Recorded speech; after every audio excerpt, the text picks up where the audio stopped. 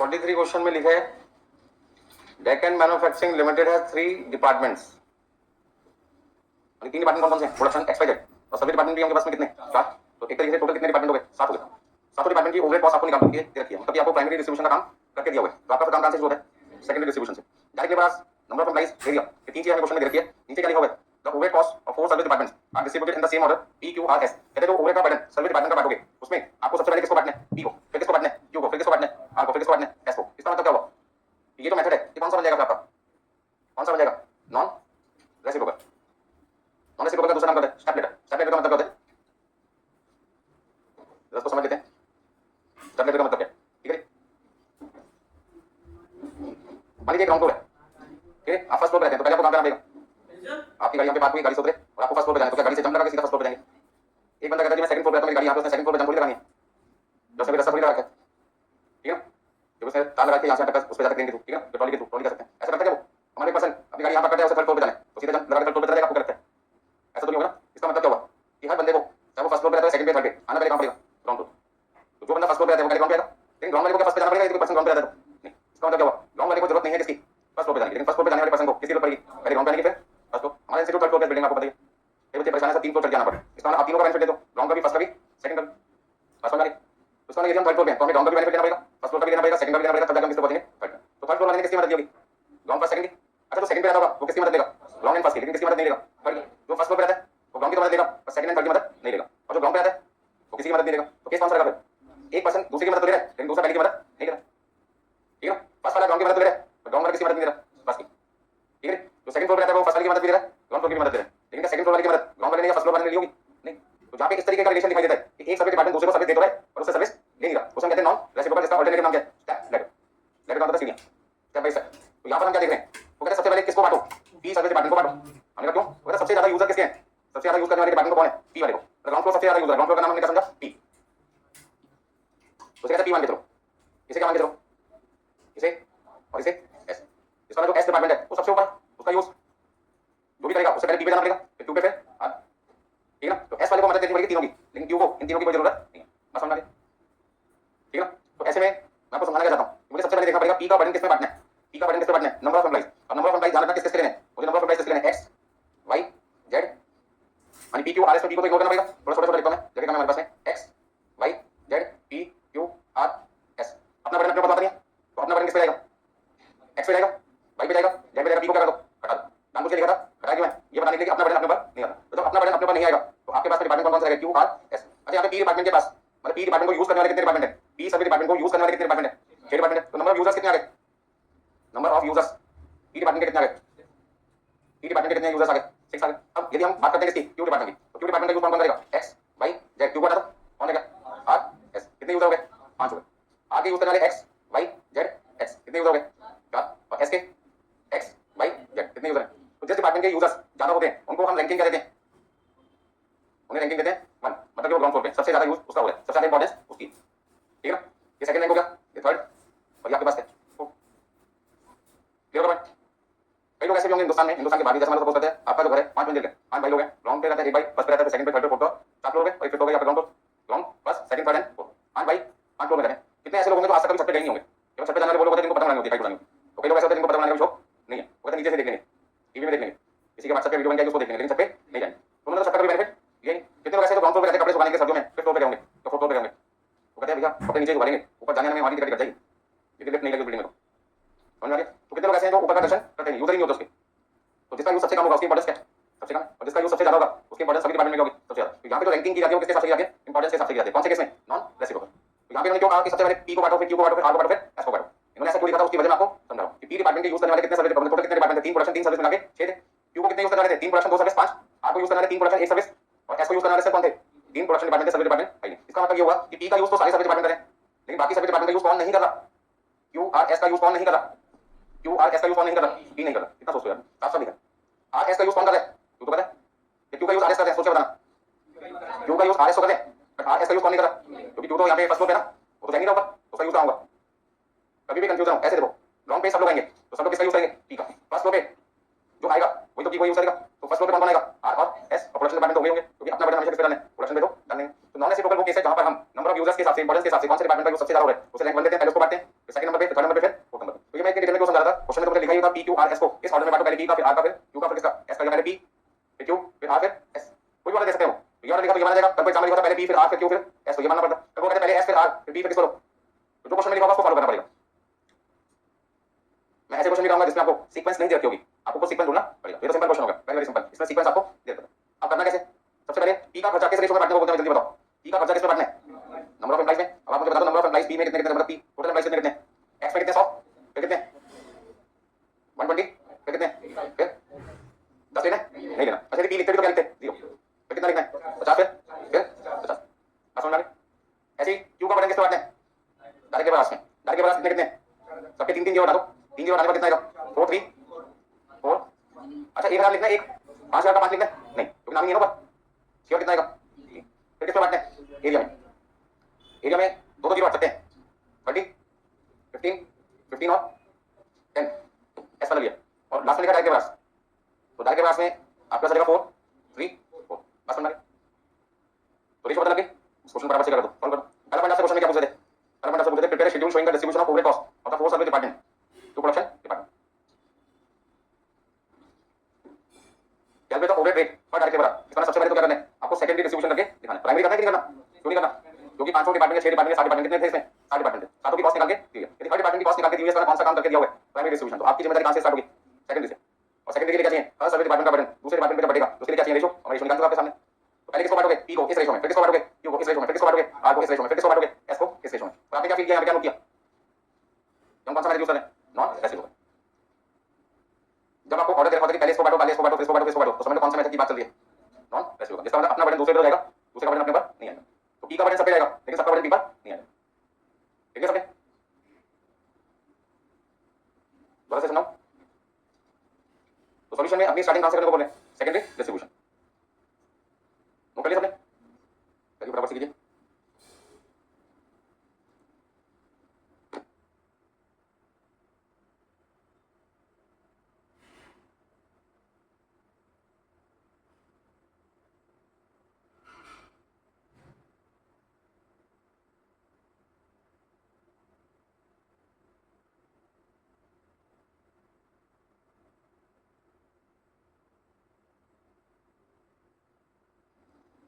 मैंने सबने नोट कर लिया, मान के चलते हैं, अब सॉल्यूशन पे आते हैं। तो देखिए आपके पास में सॉल्यूशन मैंने यहाँ पे करके दिखा हुआ है, फटाफट से देखिए। 3 आपके प्रोडक्शन डिपार्टमेंट है और 4 आपके कौन से हैं, सर्वे डिपार्टमेंट, जिसमें सबसे पहले किसको बांटना है, पी को। तो पी को बांटने के लिए क्या चाहिए, रेशो, तो रेशो में क्या लिख दिया, याद दो क्या लिख दिया, रेशो 100 125 85 50 40 एंड 50। अच्छा यहाँ पे यदि मैं पी लिख देता तो पी का रेशो क्या था, 0, तो पी लिख देना बेटर रहेगा क्योंकि उससे क्या गड़बड़ नहीं होगी। तो मैंने यहाँ पे क्या किया, उन डिपार्टमेंट की रेशो भी जिनको हमें 0 मानना है, अदरवाइज कई बच्चे क्या होता है जोश में आता है पी का बटन जो 0 होना चाहिए था वो गलती से कोई अमाउंट लिख देते हैं। तो ध्यान दीजिए यहाँ पर क्या करते हैं, सबसे पहले 100 लिखें, किसका लिखें, ध्यान से समझिए एक बार, मैं किसका लिखूं, पी या एक्स का, ये सबसे पहले किसका आएगा, एक्स फिर वाई फिर Z P Q R S. फिर आगे वाले में हमने क्या लिखा, एक्स वाई जेड, पी तो लेने नहीं और लेते भी हो तो 0, क्यू भी क्या हो गया 0। देखिए जो ध्यान रख सकता है कि पी क्यू आर 0 हो चुके हैं तो चाहे तो कोई नोट भी कर सकते हैं रेशो, बट मैं हमेशा लिखता हूं ताकि कोई गलती ना हो।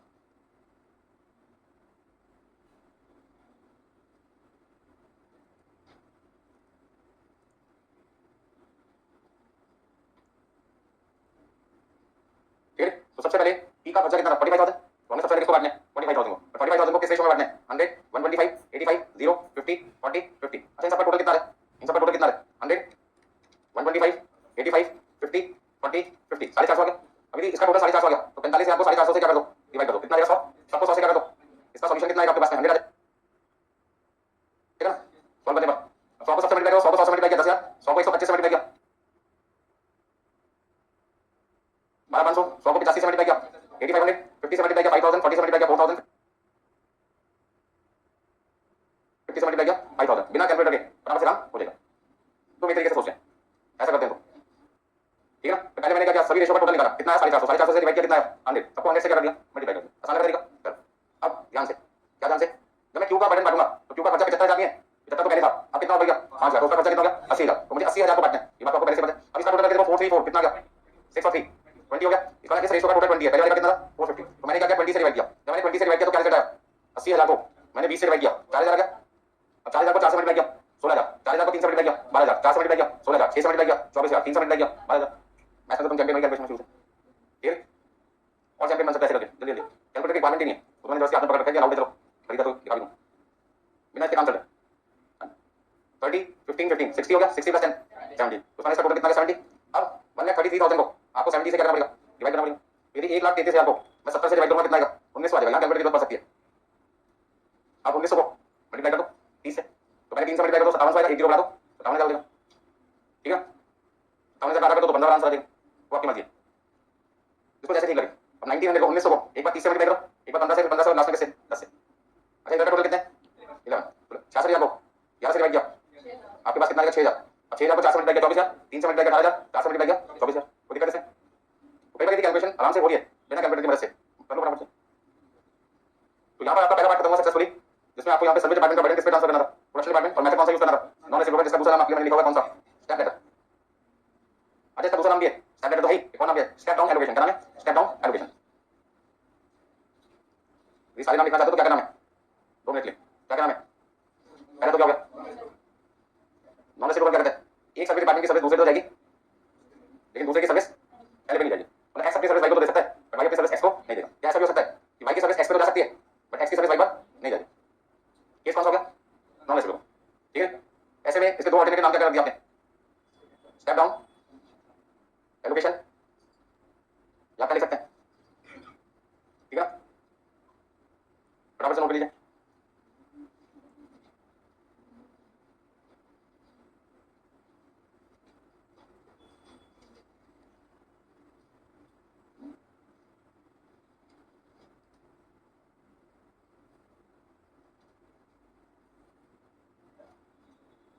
सॉल्यूशन लिखाना है या स्टार्टिंग लिखनी है।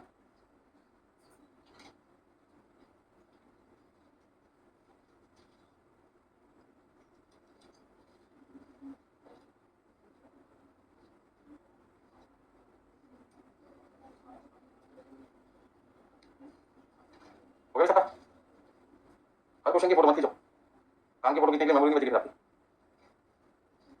तो मेमोरी शॉर्ट होती है तो लास्ट में जल्दबाजी में क्या करता हूँ, सारी चीजें सेलेक्ट करके डिलीट कर देता हूँ, बाद में अफसोस करता है ये वाली चीज डिलीट हो गई। बहुत सारे लोग नहीं कर पाते, ठीक है।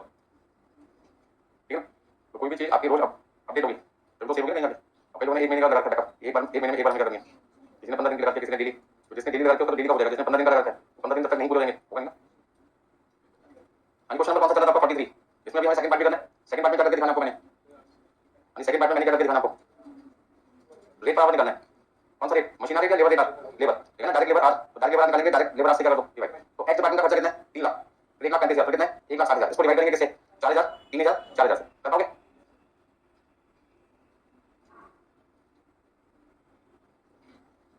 ये कैलकुलेशन करने का सबका अपना तरीका होता है, मुझे जो तरीका अच्छा लगा वैसे मैंने आपको बताया, आपको यदि कोई और तरीका पसंद है वैसे कर सकते।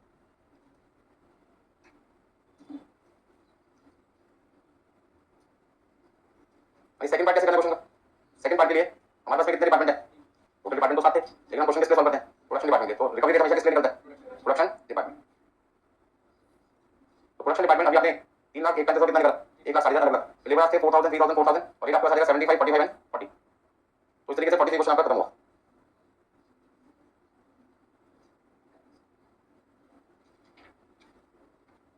अभी नेक्स्ट आपके पास में आने वाला 40 क्वेश्चन, 40 नंबर।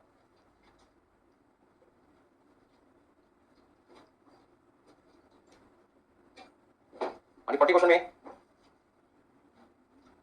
3 पॉइंट आपसे पूछे, पॉइंट 1 2 3 हो गया सबका 43, नोट कर लीजिए जल्दी से।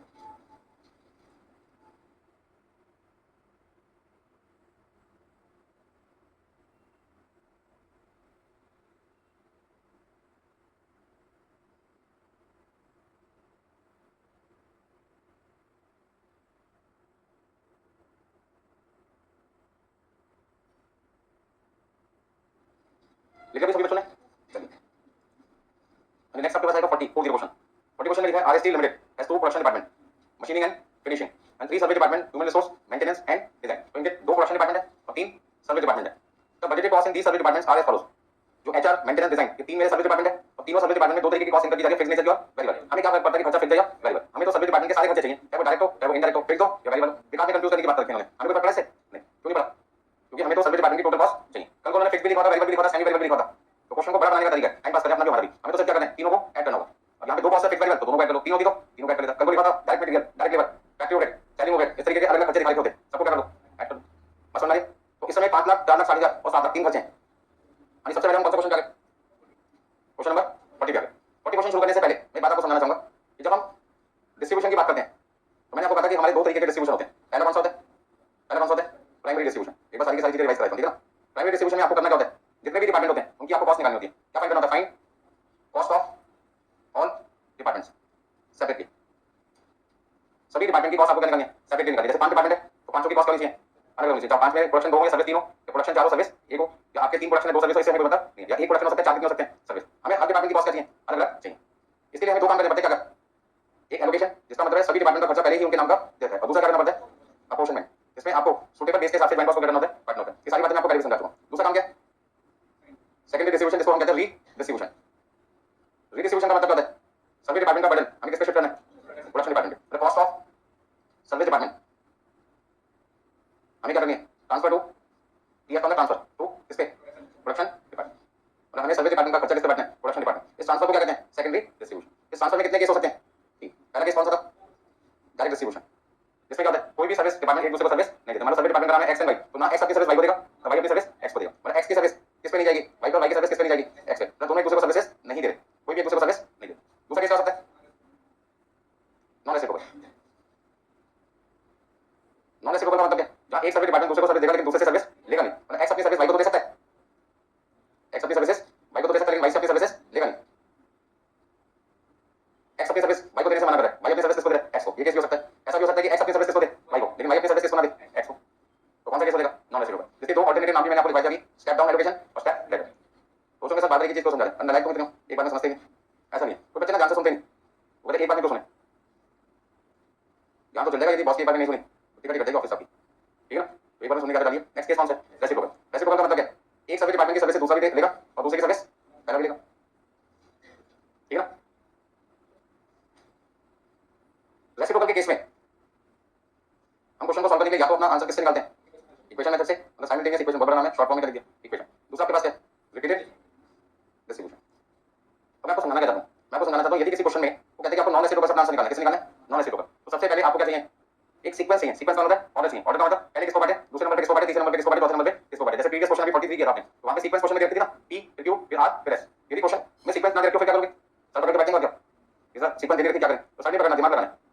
कैसे दिमाग लगाएंगे? कैसे लगाएंगे? जल्दी सोच के बताओ।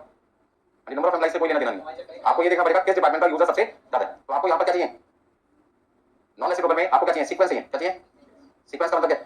ऑर्डर चाहिए कि किसको पहले बांटे किसको बाद में बांटे। तो सीक्वेंस को ढूंढने के लिए हमें देखनी पड़ती है इंपॉर्टेंस। क्या देखनी पड़ती है? इंपॉर्टेंस। मतलब यहाँ पे हम कह सकते हैं सीक्वेंस किसके डिपेंडेंट है? इंपॉर्टेंस पे। इंपॉर्टेंस का मतलब क्या हुआ कि किस डिपार्टमेंट का यूज सबसे ज्यादा हो रहा है, वो ज्यादा इंपॉर्टेंट है।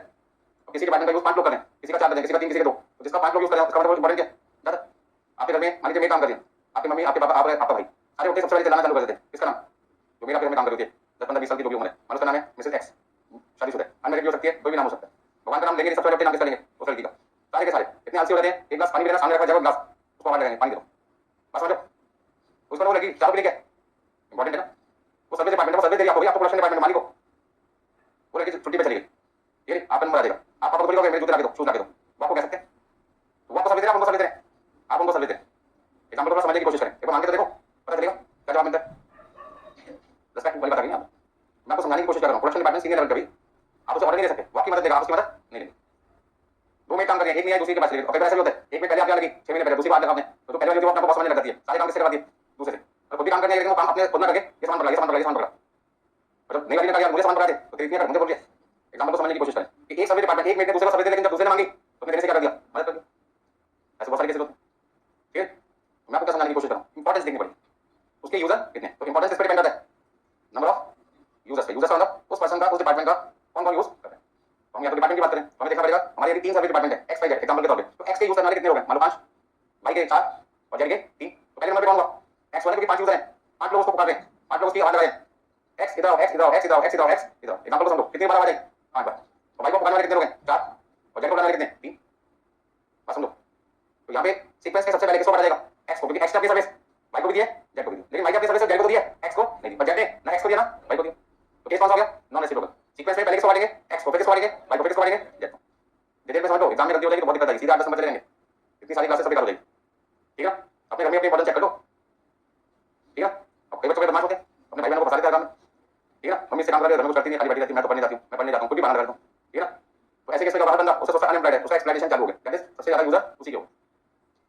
अभी बच्चे ने मेरे को व्हाट्सएप किया था कि मेरे भाई बहन 12th के बाद पढ़ना छोड़ दिया और मैं यहाँ पे सीएम में कर रहा हूँ, वो पढ़ने नहीं देते, उनको कंपटीशन होगा, ये कैसे पढ़ सकता है, तो कोई बुक्स पढ़ देता है, कोई सामान पढ़ देता है, कोई ना कुछ, तो मैं क्या करूँ। तो मैंने बस क्या कर सकता हूँ, या अपने भाई बहनों को समझाओ कि पढ़ने के क्या क्या फायदे, उनको भी पढ़ाई में इन्वॉल्व करो, ठीक है ना। वो तो आपको डिसाइड करना पड़ेगा, लाइब्रेरी ज्वाइन करो, बहुत सारे ऑप्शन है, यहाँ को कोई तंग नहीं है, ठीक है। लाइब्रेरी मिल रही, आप अपने घर की छत पे जा सकते हैं, गाँव में जाते हैं तो खेत में जा सकते हैं, कहीं भी जगह मिलनी चाहिए पढ़ने की, पढ़ने वाला कहीं भी पढ़ सकता है, ना पढ़ने वाले को सब कुछ भी दे दें तभी वो नहीं पढ़ पाएगा, ठीक है। चलिए, तो मैं यहाँ पर आपको ये समझाने की कोशिश कर रहा हूँ कि सबसे ज्यादा इन तीनों में कौन सा मेथड आपको तंग करने वाला है, नॉन रेसिप्रोकल, क्योंकि वहां पर एक डिपार्टमेंट दूसरे को सर्विस देता है लेकिन दूसरा पहले को नहीं देता, तो पहचाने के कैसे कि कौन किसको दे रहा है, कौन किसको नहीं दे रहा। तो जिसका नाम सबसे ज्यादा पुकारा जाता है वही सबसे ज्यादा इंपॉर्टेंट है, जिसका नाम सबसे कम पुकारा जाता है वो कम इंपॉर्टेंट है। इंपॉर्टेंट सारे होते हैं, नाम किसका ज्यादा पुकारे, तो यदि एक्स वाई जेड में सबसे ज्यादा नाम किसका पुकारा जाए, एक्स का, फिर वाई का, फिर जेड का, तो उसका एक्स का बच्चा आगे बढ़ेगा, फिर वाई का, फिर जेड का, पास में आगे सबकी। आप अपने घर में इंपॉर्टेंट पता लगा सकते हैं, सबको बोलोगे नाम लिख के किसको किसको पढ़ दिया, आपका नाम आया नहीं इसमें आप आगे तो अंदर, तो आपका नाम सारी दुनिया ले लिया, तो उसका नाम आपका हो गया, की पर्सन हो गया, इंपॉर्टेंट पर्सन हो गया, आपको सबकी जरूरत है, आपकी जरूरत सबको, तो आपको अपनी जरूरत बनानी पड़ेगी ना, इंपॉर्टेंट बनानी पड़ेगी। चलिए, तो नंबर ऑफ यूजर्स को बेस लेकर हम क्या करते हैं, सीक्वेंस डिसाइड करते हैं, पता कैसे चलेगा नंबर ऑफ यूजर का, क्वेश्चन पढ़ते हैं, क्वेश्चन पढ़ते हैं, उससे पता चलेगा किसका यूज कौन कर रहा है, कौन नहीं कर रहा, ये सारे पॉइंट नोट कर लिया आपने, करने तो करना तो भैया शर्मा तो वो तो ठीक है। संडे क्लास चल रही है आपकी, आज आप भी रिलैक्स हो, मैं भी रिलैक्स हूं, कहीं जाने की जल्दी ना आपको है ना मुझे, आज आपकी भी सिंगल क्लास है, मेरी भी सिंगल क्लास है, फुल मूड में।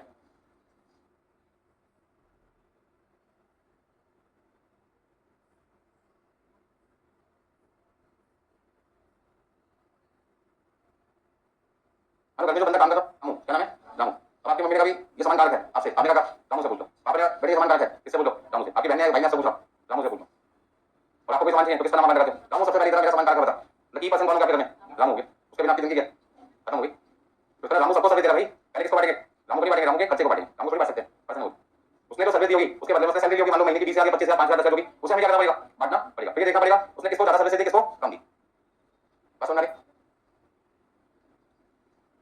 ठीक है। दूसरे बता का नाम है शीला, शीला का यूज करने वाले 4 लोग हैं, उसका पढ़ेंगे आएगा क्या, एग्जांपल तो ऐसे लेने पड़ेंगे तो याद है आपको, एग्जांपल तक कम से कम। तो मान मेरे घर में मैं अपने घर की बात करूं, हमारे 3 में 7 काम करते हैं, 3 अलग-अलग लोग काम करते हैं, एक फुल डे, एक क्लीनिंग के लिए और एक किचन के काम के लिए, तो सबका यूज अलग है ना, तो जो फुल डे है उसका यूज सबसे ज्यादा होगा, फुल डे का मतलब सुबह से लेकर शाम तक रहता है, तो जो भी करना समय अवेलेबल होता है वो बात किस पर करता है, उसी पर्सन को बात करता है, मैं हूं, मैं भी भाई को भी भाई भी, बच्चों के बच्चे भी, और दूसरे बंदे काम करने हैं घर में, वो भी उसको बात करते हैं सामान कहां रखूं। तो 3 में तो मेन नंबर 1 हो गए, तो फुल डे रहते हैं, उनके यूजर्स क्या हैं सबसे ज्यादा, मैं, मेरी भाई, मेरे 2 बच्चे 4 और 2 अदर में कितने हो गए 6, तो 6 लोगों का नाम बोल बुला दे, एग्जांपल को समझने की कोशिश करें, किसका यूज हम सबसे ज्यादा करें, किसका नाम सबसे ज्यादा पुकार लें, वही इंपॉर्टेंट है।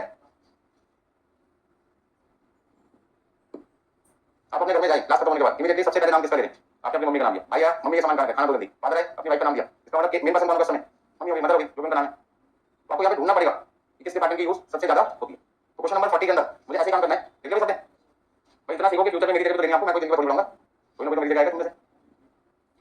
चलिए नोट कर लिया सबने, तो मैं अब आपको ये बताना चाहता हूँ, क्वेश्चन का जो सॉल्यूशन है पहला पार्ट उसमें लिखा required use the direct method, कौन सा मेथड, डायरेक्ट मेथड क्या कहता है, डायरेक्ट मेथड क्या कहता है, किसी भी सर्विस डिपार्टमेंट की सर्विसेज एक दूसरे को नहीं देनी, इसका एचआर का बर्डन किस पे नहीं जाएगा, मेंटेनेंस पे, मेंटेनेंस का बर्डन किस पे नहीं जाएगा, डिजाइन पे, डिजाइन का बर्डन किस पे नहीं जाएगा, मेंटेनेंस, मतलब किसी का भी किसी पे बर्डन नहीं जाएगा। तो सबसे पहले मैं कौन सा मेथड सॉल्व कर रहा हूं आपको, डायरेक्ट, डायरेक्ट की सबसे अच्छी बात क्या होती है, डायरेक्ट की सबसे अच्छी बात क्या होती है कि उसका बर्डन बाकी सर्विस डिपार्टमेंट पर नहीं जाता। तीनों मेथड में मतलब तीनों केस में डायरेक्ट, नॉन रेसिप्रोकल, रेसिप्रोकल, सबसे आसान कौन सा होता है, डायरेक्ट।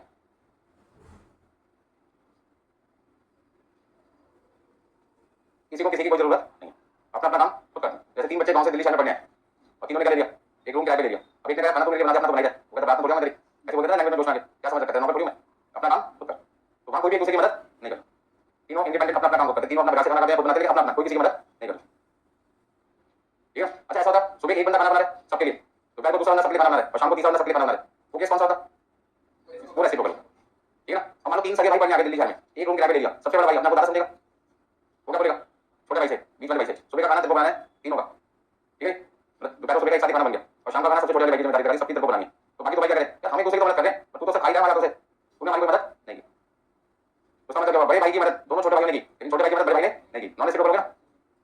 और तीनों भाई है तो भाई करने के लिए, लेकिन काम के मामले में अपना अपना, ना वो किसी से सर्विस लेते हैं ना किसी को सर्विस देते हैं, अपना खाना खुद बनाते हैं, खुद खाते हैं, खुद अपने बर्तन साफ करते हैं, किसी से कोई मतलब नहीं, कौन सा केस हो गया, डायरेक्ट मेथड,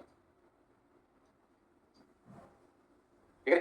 बचपन में जब आप छोटे थे आप अपने पेरेंट्स की सर्विस ले रहे थे, पेरेंट्स को क्या दे रहे थे, टेंशन की कुछ नहीं, तो स्कूल में चढ़ोगे तुम्हारे मजा लेते हैं, पेरेंट्स को बुला लेते हैं स्कूल में, अभी तो अपने घर देते हैं कि आपको करनी है, बच्चों को कैसे पालते हैं, तुम मान लो यार ऐसी बात है तो, ठीक है ना। समझाने वाले इतने लोग होते हैं वहां पर, करके बोल नहीं दिखाता, अरे स्कूल में शरारत किया था 40 के बाद बच्चों को किसने कंट्रोल कर रखा था, स्कूल वालों ने, घर में कर रहा था तो हम देखते ना, स्कूल में कंट्रोल देख सकते कौन क्या करता है,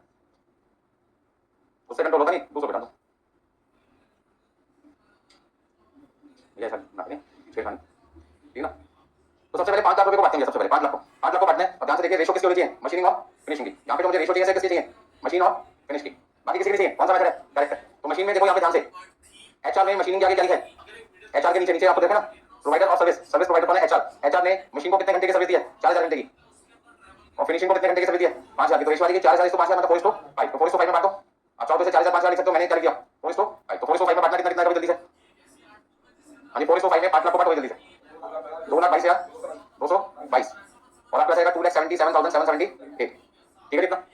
अब मेंटेनेंस की बात करते हैं, मेंटेनेंस में अपनी सर्विस मशीन को कितने घंटे की, 3500 घंटे की, तो 3500 का 35 लिख दिया और उसको फिनिशिंग को दिया 4000 घंटे, 4000 घंटे का क्या लिख दिया 40, आपकी मर्जी है 3500 लिखो 4000 लिखो या 3540 लिखो, एक ही बात है। अब 3540 के रेशो में 4,60,000 को बांटो, 2,60,000 को 35:40 के रेशो में बांटो, कितना आएगा 2,14,667, 2,45,333। इतनी जल्दी मैंने कहां से किया, नीचे सॉल्यूशन देखा वहां से देख के, ठीक है ना, नीचे देर का वहां से देख के लिख दिया मैंने। डिजाइन का खर्चा 4500 घंटे और 1500 घंटे, आप चाहो तो यहाँ पे 3:1 लिख सकते हैं, 45-15 के रेशो कितने बनते हैं 3:1 या 45-15, इस रेशो में यदि खर्चा बांटे 7 लाख का, 7 लाख को 45-15 के रेशो में बांटते हैं तो 5,25,000 और 1 लाख क्या देगा 77,000, 1,75,000। कोई दिक्कत किसी को, क्यों दिमाग लगाने नहीं है, क्यों लगाए, तो पता है कि आपको अपना खर्चा सिर्फ प्रोडक्शन डिपार्टमेंट में बांटना, तो रेशो किसकी चाहिए, प्रोडक्शन डिपार्टमेंट की रेशो देखी थी 4000 घंटे 5000 घंटे 3500 घंटे 4000 घंटे 4500 आवर्स एंड 1500 आवर्स। अब योग निल निल निल कितना कितना जल्दी बताओ भाई, तो जहां से बाकी आंसर लिखो तो मैं चलिए 96188 और कितना लिखेंगे 698 ट्रिपल 1, तो ये आपके पास आएगा सॉल्यूशन 1। अब determine the proper sequence, sequence कहां पे यूज होता है भाई, डायरेक्ट मेथड में, नॉन रेसिप्रोकल में या रेसिप्रोकल में, नॉन रेसिप्रोकल। इसका मतलब अब हमें काम कौन से मेथड के लिए करना है, नॉन रेसिप्रोकल। सीक्वेंस मतलब नॉन रेसिप्रोकल, और नॉन रेसिप्रोकल अच्छा इन्होंने लिख भी दिया, determine the proper sequence to use in reapportioning the firm service department called by step down method. Step down का दूसरा नाम क्या है, नॉन रेसिप्रोकल। तो सीक्वेंस का मतलब आपके सामने समस्या आ रही है क्या, कि सर्वे डिपार्टमेंट 3 है, इनमें से कौन से सर्वे डिपार्टमेंट को पहले बांटे, कौन से को दूसरे नंबर पे बांटे, कौन से को तीसरे, उसके लिए सीक्वेंस चाहिए। और सीक्वेंस के लिए आपको क्या चाहिए, नंबर ऑफ यूजर्स, किस डिपार्टमेंट का यूज कितने लोग करें, जिस डिपार्टमेंट का यूज सबसे ज्यादा करेंगे वो नंबर 1 हो जाएगा, जिसका कम होगा वो 2 और जिसका सबसे कम होगा वो 3 हो जाएगा। नोट कर लिया सबने, चलिए आगे चलिए। तो सबसे पहले मुझे क्या ढूंढना है, नंबर ऑफ यूजर्स ढूंढना है, मतलब सीक्वेंस ढूंढना है, ये समझो सीक्वेंस फाइंड करनी है मुझे। तो सीक्वेंस फाइंड करने के लिए सबसे पहले मुझे क्या करना पड़ेगा, डिपार्टमेंट के नाम लिखना पड़ेंगे, कौन से डिपार्टमेंट के, सर्विस डिपार्टमेंट। सर्विस डिपार्टमेंट में कौन कौन है, एचआर, मेंटेनेंस और कौन है, ठीक है। अब इनके यूजर ढूंढते कौन कौन है, इनके यूजर कौन कौन से होंगे, किस डिपार्टमेंट को कौन कौन यूज कर रहा है पता लगाओ। मैंने देखा एचआर अपनी सर्विस किसको दे रहा है, पहले देखो डिपार्टमेंट कौन कौन से हैं, एक तो मशीनिंग, एक फिनिशिंग, एक एचआर, एक मेंटेनेंस और एक आपके पास है, ये आपके टोटल डिपार्टमेंट है, ठीक है। और कौन किसका यूज कर रहा है, यूजर ढूंढने आपको, आपके ऑल डिपार्टमेंट हो गए सारे डिपार्टमेंट। अब यूजर्स आपको ढूंढने, एचआर अपनी सर्विस किसको दे रहा है, एचआर अपनी सर्विस किसको दे रहा है, 4000 घंटे की सर्विस किसको दे रहा है, मशीनिंग डिपार्टमेंट को, 5000 घंटे की सर्विस किसको दे रहा है, फिनिशिंग डिपार्टमेंट को। आप अपने आप को सर्विस नहीं दे सकते, आप अपने आप को सर्विस नहीं दे सकते। यानी एचआर ने 500 घंटे की सर्विस किसको दी, मेंटेनेंस को, और 500 घंटे की सर्विस किसको दी, डिजाइन को। इसका यूजर कितने इसके, नंबर ऑफ यूजर्स कितने इसके, नंबर ऑफ यूजर्स किसके 4 है ना, अरे 1 2 3 4। एचआर का यूज कौन कर रहा है, मशीनिंग कर रहा है, फिनिशिंग कर रहा है, मेंटेनेंस कर रहा है, कौन कर रहा है, डिजाइन कर रहा है। चलिए अब मेंटेनेंस का यूज कौन कर रहा है, मेंटेनेंस का यूज कर रहा है 3500 घंटे मशीनिंग, 4000 घंटे फिनिशिंग और डिजाइन कितना 500 घंटे। तो इसके नंबर ऑफ यूजर्स कितने 3 और डिजाइन 4500 घंटे 1500 घंटे, इसके नंबर ऑफ यूजर्स कितने 2। अब ऐसे में रैंकिंग करनी पड़ेगी, ranking of the sequence, ranking को क्या कहते हैं, सीक्वेंस। तो रैंक 1 किसका आएगा, रैंक 2 और रैंक 3। तो ये आपका सॉल्यूशन का कौन सा पार्ट हो गया, सेकंड पार्ट हो गया। आपसे तो पूछते थे determine the proper sequence to use in reapportioning the firm service department cost. Service department की कॉस्ट को बांटेंगे, पहले किसको बांटो, एचआर डिपार्टमेंट की कॉस्ट को, फिर किसको बांटो, मेंटेनेंस डिपार्टमेंट की कॉस्ट को, फिर किसको बांटो, डिजाइन डिपार्टमेंट की कॉस्ट को। पिछले क्वेश्चन में PQRS के नाम से आपको सीक्वेंस दे रखी थी, इस वाले क्वेश्चन में सीक्वेंस आपको ढूंढनी पड़ी, ठीक है इतना। और वैरायटी से क्वेश्चन आपको बनाएंगे। अब यहां से मेन आपका चैप्टर शुरू होगा, किसका, रेसिप्रोकल, किसका, नॉन रेसिप्रोकल। दिक्कत डायरेक्ट में तो आती नहीं, दिक्कत कहां आती है, क्वेश्चन रेसिप्रोकल से करना है, क्वेश्चन नॉन रेसिप्रोकल, इसको ढूंढने में दिक्कत आती है। अच्छा आप एक बात बता सकते हो मुझे, ये जो ओरिजिनल क्वेश्चन जो मैंने अभी पढ़ा है, क्या ये रेसिप्रोकल मेथड का है या नहीं है, क्या यहाँ पे एचआर अपनी सर्विस मेंटेनेंस को दे रहा है, हाँ, क्या मेंटेनेंस अपनी सर्विस एचआर को दे रहा है, नहीं। इसका मतलब ये ओरिजिनल जो क्वेश्चन है, ये जो ओरिजिनल क्वेश्चन है, ओरिजिनल क्वेश्चन का मतलब जो इंफॉर्मेशन गिवन है उस इंफॉर्मेशन के हिसाब से ये क्वेश्चन है किसका, नॉन रेसिप्रोकल, ठीक है। यदि कहते हैं कि इस क्वेश्चन को रेसिप्रोकल से करके दिखाओ तो हम आज कर देंगे, हमारे पास की नहीं, क्यों, क्योंकि रेसिप्रोकल में जाना चाहिए, आप अपनी सर्विस दूसरे को दे रहे हो तो दूसरे की सर्विस भी तो आपको मिलनी चाहिए ना, पर यहाँ ऐसा नहीं है। एचआर अपनी सर्विस मेंटेनेंस डिजाइन को दे रहा है, लेकिन मेंटेनेंस और डिजाइन दोनों सर्विस किसको नहीं दे रहे, एचआर को। तो क्वेश्चन नहीं है किसका, रेसिप्रोकल का। तो आप इस क्वेश्चन को मैक्सिमम कितने तरीके से कर सकते हो, या डायरेक्ट से या नॉन रेसिप्रोकल से, किससे नहीं कर सकते, रेसिप्रोकल से। तो आपसे सामने ये भी पूछ सकते हैं क्या इस क्वेश्चन को रेसिप्रोकल मेथड से कर सकते हैं, आपका जवाब है नहीं भाई, क्योंकि यहाँ पे सर्विस डिपार्टमेंट को एचआर है, वो अपनी सर्विस मेंटेनेंस डिजाइन को दे रहा है, मेंटेनेंस डिजाइन सर्विस किसको दे रही है, एचआर को। अगला point, point number 3, use the step down method, मतलब कि नॉन रेसिप्रोकल मेथड यूज करो to reapportion the firm service department, कर सकते हो, हाँ जी बिल्कुल कर सकते हैं। अच्छा रेशो चाहिए होगी ना आपको, पहले किसको बांटना है, एचआर को, तो यहाँ रेशो मिल गया, तो मुझे तो मिल गई रेशो, रेशो मिली नहीं मिली, मिल गई, सबके 2 जीरो हटा दो, तो रेशो बन जाएगी 40 50 0 5 5। फिर रेशो क्या बनेगी 35 40 0 0 5 45 15 0 0 0। जल्दी से करो, कब तक लेट करते रहोगे।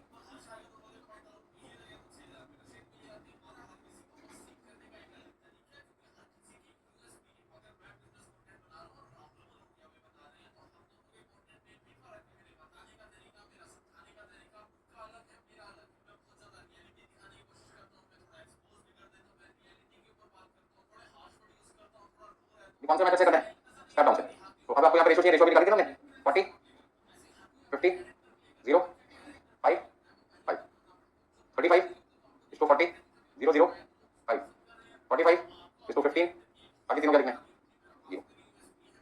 अब ऐसे में सबसे पहले आगे बताओ 5 लाख रुपए को बांटना पड़ेगा क्योंकि एचआर रैंकिंग 1 है, एचआर की रैंकिंग 1 है। तो 5 लाख को इस रेशो में जब बांट के बताओ कितना आएगा। 5 लाख को जब हमने इस रेशो में बांटा तो हमारे पास कितना आएगा 2 लाख 2.5 लाख, हाँ 2 लाख रुपए 2.5 लाख रुपए 25,000 25,000। सावधानी से काम करना है, सावधानी का मतलब मेंटेनेंस का खर्चा 4 लाख 40,000 है, 4 लाख 7 तो पहले था, अब तो 25,000 बढ़ गया, वापस आएगा 4 लाख 80 4 लाख 85,000, 4 लाख 85,000 को बांटना है। और जब बांटोगे तो एचआर पे बर्डन नहीं आएगा, इसे डैश लगा दे भाई। तो 35 40 0 0 5 के रेशो में बांटना है, मतलब कि पहले आप इसे 4 लाख 85,000 को 80 से डिवाइड कर लो, क्योंकि तीनों रेशो का टोटल कितना है 80, जो आएगा उसे 35 40 और 5 से कर दो मल्टीप्लाई। तो मैंने यहाँ पे देखा मल्टीप्लाई करने के बाद अपनी वैल्यू कितनी आ रही है 2,12,188 2,42,500 30,312। अब इसको बांटना है डिजाइन के खर्चे को, तो डिजाइन का खर्चा खाली 7 लाख नहीं है, 7 लाख तो पहले था 25,000 30,312, सबको ऐड कर लो तो 7,55,312 रुपया जाएगा प्लस। इसको बांटना है, इन दोनों को हटा दो। तो आपको 45 और 15 के रेशो में बांटना है, आपके पास आ जाएगा 5,66,484 और आपके पास आ जाएगा 188,820। ये तीन तो गए और इनका बटन आ गया मशीनिंग और फिनिशिंग पर। तो इस तरीके से यहाँ पे टोटल अमाउंट आ जाएगा 978,672 और आपके पास आ जाएगा 681,328। एक बार टोटल करके देखेंगे तो 16,60,000 बनना चाहिए। कोई मुश्किल है तो बताइए। तो पिछले वाले केस में पी क्यू आर एस के नाम से सीक्वेंस दे रखी थी, कोई दिक्कत नहीं थी। इस क्वेश्चन में सीक्वेंस नहीं थी तो पहले उन्होंने कहा क्या निकालो सीक्वेंस, और सीक्वेंस निकालने के लिए हमने स्टोरेज दिया, इस डिपार्टमेंट के यूजर सबसे ज्यादा है उसे पहले बांटेंगे, जिसके कम हो जाएंगे उसे दूसरे नंबर पर, जिसके सबसे कम यूजर होंगे उसको तीसरे नंबर पर। तो इस तरीके से आपका क्वेश्चन नंबर 40 कंप्लीट हुआ। अब इसी से मिलता जुलता क्वेश्चन 17 क्वेश्चन है, 17 नंबर 17 क्वेश्चन, हाँ 17 क्वेश्चन नंबर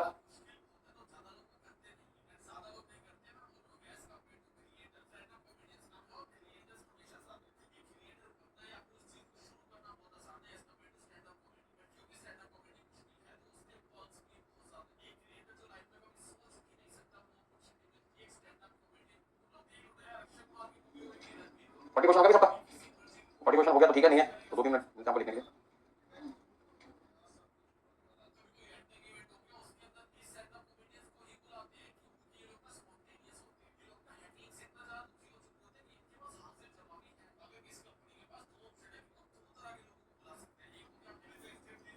तो कर लिया सबने। तो 40 क्वेश्चन में एक बार हमने डायरेक्ट मेथड से क्वेश्चन सॉल्व किया था, दूसरी बार किससे किया नॉन रेसिप्रोकल। अगर हमसे क्वेश्चन करेंगे रेसिप्रोकल से करके दिखाता हूं, कहेंगे सफिशिएंट इंफॉर्मेशन नाउ नहीं गिवन, ये क्वेश्चन किससे नहीं हो सकता रेसिप्रोकल। तो सफिशिएंट में कौन सी इंफॉर्मेशन इनकम्प्लीट थी कि एचआर का बर्डन किस पे जा रहा था, मेंटेनेंस डिजाइन, लेकिन मेंटेनेंस का बर्डन किस पे जा रहा था, डिजाइन का बर्डन किस पे जा रहा था एचआर। ठीक है 17 क्वेश्चन आपके सामने मैंने पहले से सजा के रखा हुआ है। अब मैन्युफैक्चरिंग कंपनी है, 2 प्रोडक्शन डिपार्टमेंट, कितने प्रोडक्शन डिपार्टमेंट है 2, और सर्विस डिपार्टमेंट कितने हैं 3, टाइम कीपिंग स्टोर मेंटेनेंस, ये 3 आपके सर्विस डिपार्टमेंट है। टाइम कीपिंग डिपार्टमेंट का क्या काम होता है, जितने भी एम्प्लॉइज किसी भी डिपार्टमेंट में काम कर रहे हैं उनका हिसाब किताब रखना, किस वर्कर ने कितने घंटे काम किया, किस दिन छुट्टी की, कौन सी जॉब किस वर्कर ने की किसने नहीं की, सबका हिसाब किताब रखना है। दूसरा स्टोर है, तीसरा क्या मेंटेनेंस। तो department summary show the following expenses for October 1987, हमें 5 डिपार्टमेंट की कॉस्ट दे रखी है, मतलब कौन सा काम करके दिया हुआ है, प्राइमरी या सेकेंडरी, प्राइमरी, मतलब सभी डिपार्टमेंट की कॉस्ट यदि आपके सामने निकाल के दे रखी है तो कौन सा काम आपने करके रखा हुआ है प्राइमरी, आधा काम तो ऐसे खत्म हो गया, अब कौन सा काम लेके सेकेंडरी। अब सेकेंडरी में कितने केस होते हैं, सेकेंडरी में क्या मतलब होता है, सर्विस डिपार्टमेंट की कॉस्ट कहां ट्रांसफर करनी होती है प्रोडक्शन, इस बार ट्रांसफर को क्या कहते हैं सेकेंडरी डिस्ट्रीब्यूशन या डिस्ट्रीब्यूशन, ये बात मैं अभी आपको ऑलरेडी समझा चुका हूं, दोबारा समझा रहा हूं। कितने मेथड हो गए 3। अब आपको केस देखना पड़ेगा कि ये डायरेक्ट का केस था या नॉन रेसिप्रोकल है रेसिप्रोकल। पिछले क्वेश्चन में 40 क्वेश्चन में तो उन्होंने लिखा था कि पहले क्वेश्चन को किससे करके दिखाओ डायरेक्ट से, फिर उसको किससे करके दिखाओ नॉन रेसिप्रोकल, पर यहां पे ऐसा नहीं लिखा, यहां तो क्या लिखा है you are required to make department allocation of expenses. आपको यहां पे सभी डिपार्टमेंट की कॉस्ट को क्या करना है बांटना है। मैंने क्वेश्चन में चुनौती है क्या मेन पॉइंट आपके लिए, आपको ये नहीं पता इसे बांटना किस मेथड से, डायरेक्ट से या नॉन रेसिप्रोकल या फिर रेसिप्रोकल। आपको समझ आ रहा है, पता लगा लोगे कि केस कौन सा है। सबसे पहले आपको क्या करना है ये पता लगाना केस कौन सा है। तो मैंने यहां पर क्या लिखा, नीचे लिखा number of employees, number of store acquisition और मशीनर। नंबर ऑफ एम्प्लॉइज किसका बेस है, नंबर ऑफ एम्प्लॉइज किसका बेस है सभी डिपार्टमेंट में, टाइम कीपिंग का, स्टोर का या मेंटेनेंस का, टाइम कीपिंग का। इसका टाइम कीपिंग आपका पहला सर्विस डिपार्टमेंट है, इसका बेस क्या है नंबर ऑफ एम्प्लॉइज। अब देखो नंबर ऑफ एम्प्लॉइज एक्स में कितने हैं 40, वाई में कितने हैं 30, अपने अपने 0 लिखना है, बार-बार समझा रहा हूं, हमेशा समझाऊंगा। अपनी रेशियो क्या लेनी है 0, जोश को ठंडा को 20 नहीं लिखना। कई बच्चे कहते हैं दिक्कत आपको है नहीं 20 क्यों नहीं लिखते, मेरा मिलान खराब है दिखता ही नहीं मुझे, ठीक है। टाइम कीपिंग 20 नहीं लिखना, यदि आपने गलती कर दी तो क्या होगा, दोनों और जितना भी बर्डन आपका 200 पे आना था 200 पे तो जाएगा आपके ऊपर भी वापस आ जाएगा, ठीक है। गड़बड़ हो जाएगी। 60 और कितने 10। फिर दूसरा question number of store acquisition, store acquisition का रिलेशन कौन सा सर्विस डिपार्टमेंट से, स्टोर से कितने कितने एक्विजिशन है 24 20 0 0 6। मशीन का रिलेशन किससे है, मशीन से, मशीन किससे रिलेटेड है? मेंटेनेंस से। तो मेंटेनेंस का बेस क्या हुआ? Machine hours 2400 1600 000। अब यहाँ पे नंबर ऑफ यूजर्स कितने हैं? टाइम कीपिंग के कितने यूजर हैं? 1 2 3 4। कितने यूजर हो गए? 4। स्टोर के कितने यूजर हैं? 1 2 3। और मेंटेनेंस के कितने यूजर हैं? 2। तो इसका मतलब क्या हुआ? जिसके 4 यूजर हैं उसका रैंक क्या होगा? 1। जिसके 3 यूजर हैं उसका रैंक क्या होगा? 2। और जिसके 2 यूजर हैं उसका रैंक क्या होगा? 3। ये सारा का सारा काम मुझे किसमें करके दिखाना पड़ेगा? वर्किंग में। पिछले क्वेश्चन में ये सेकंड पार्ट सॉल्यूशन था। ये सीक्वेंस बताओ, क्या ये क्वेश्चन रेसिप्रोकल का है? नॉन रेसिप्रोकल है। इस क्वेश्चन को मैक्सिमम मैं दो तरीके से करके दिखा सकता हूं, डायरेक्ट मेथड और एक नॉन रेसिप्रोकल। मतलब कोई भी क्वेश्चन को किससे तो किया जा सकता है? डायरेक्ट से, क्योंकि डायरेक्ट में तो कहानी खत्म हो जाती है ना सर्विस की। एक दूसरे पे बांटते नहीं है। सर किस पे बांटते हैं? प्रोडक्शन पे। तो आपको ये पता लगाने की जरूरत नहीं है किसने किसको सर्विस दी, किसने नहीं दी। तो ये ओरिजिनल क्वेश्चन किसका था? Non reciprocal. लास्ट में पूछा 17 क्वेश्चन ओरिजिनल कौन से मेथड के लिए बना था? Non reciprocal. तो मैं करके किससे दिखाऊंगा? Non reciprocal. कल को मैं दो मेथड का यूज करके अपना आंसर बताओ, तो एक कौन सा होता? डायरेक्ट और दूसरा कौन सा होता? Non reciprocal. बात समझ आ गई सबको? देखो मैं आपकी क्लास में 3 क्वेश्चन कराया आपको, 43 सीक्वेंस दे रखा था, तो 40 में सीक्वेंस निकाला और वहां पे उन्होंने आंसर दो मेथड से करवा दिया उसी क्वेश्चन को। और यहाँ पे मेथड का नाम ही नहीं लिखा। दिमाग आपका सुपर सुपर मतलब बहुत बढ़िया, खुद ही पता लगा दो पढ़ के कैसे ऐसे मैंने करनी पड़ती है भैया, नंबर आनी छुट्टी वाले दिन आप भी बैठो मैं भी आ गया एंड लगाने तो रिजल्ट आएगा। कुछ लोग क्या कहते हैं आपकी वीडियो क्लास ले तो ली, वीडियो क्लास में नॉलेज तो वीडियो में बंद अभी आपको निकलने तो वीडियो तो देख लो। बहुत सारे बच्चे क्या करते हैं जैसे रिजल्ट आया फाउंडेशन का सारे सब्जेक्ट की क्लास परचेज कर ली, अब देखिए नहीं तो क्लास से परचेज करने से कोई बच्चा पास नहीं हो सकता जब तक कि आप उसको देखिए उसको बेनिफिट नहीं लो।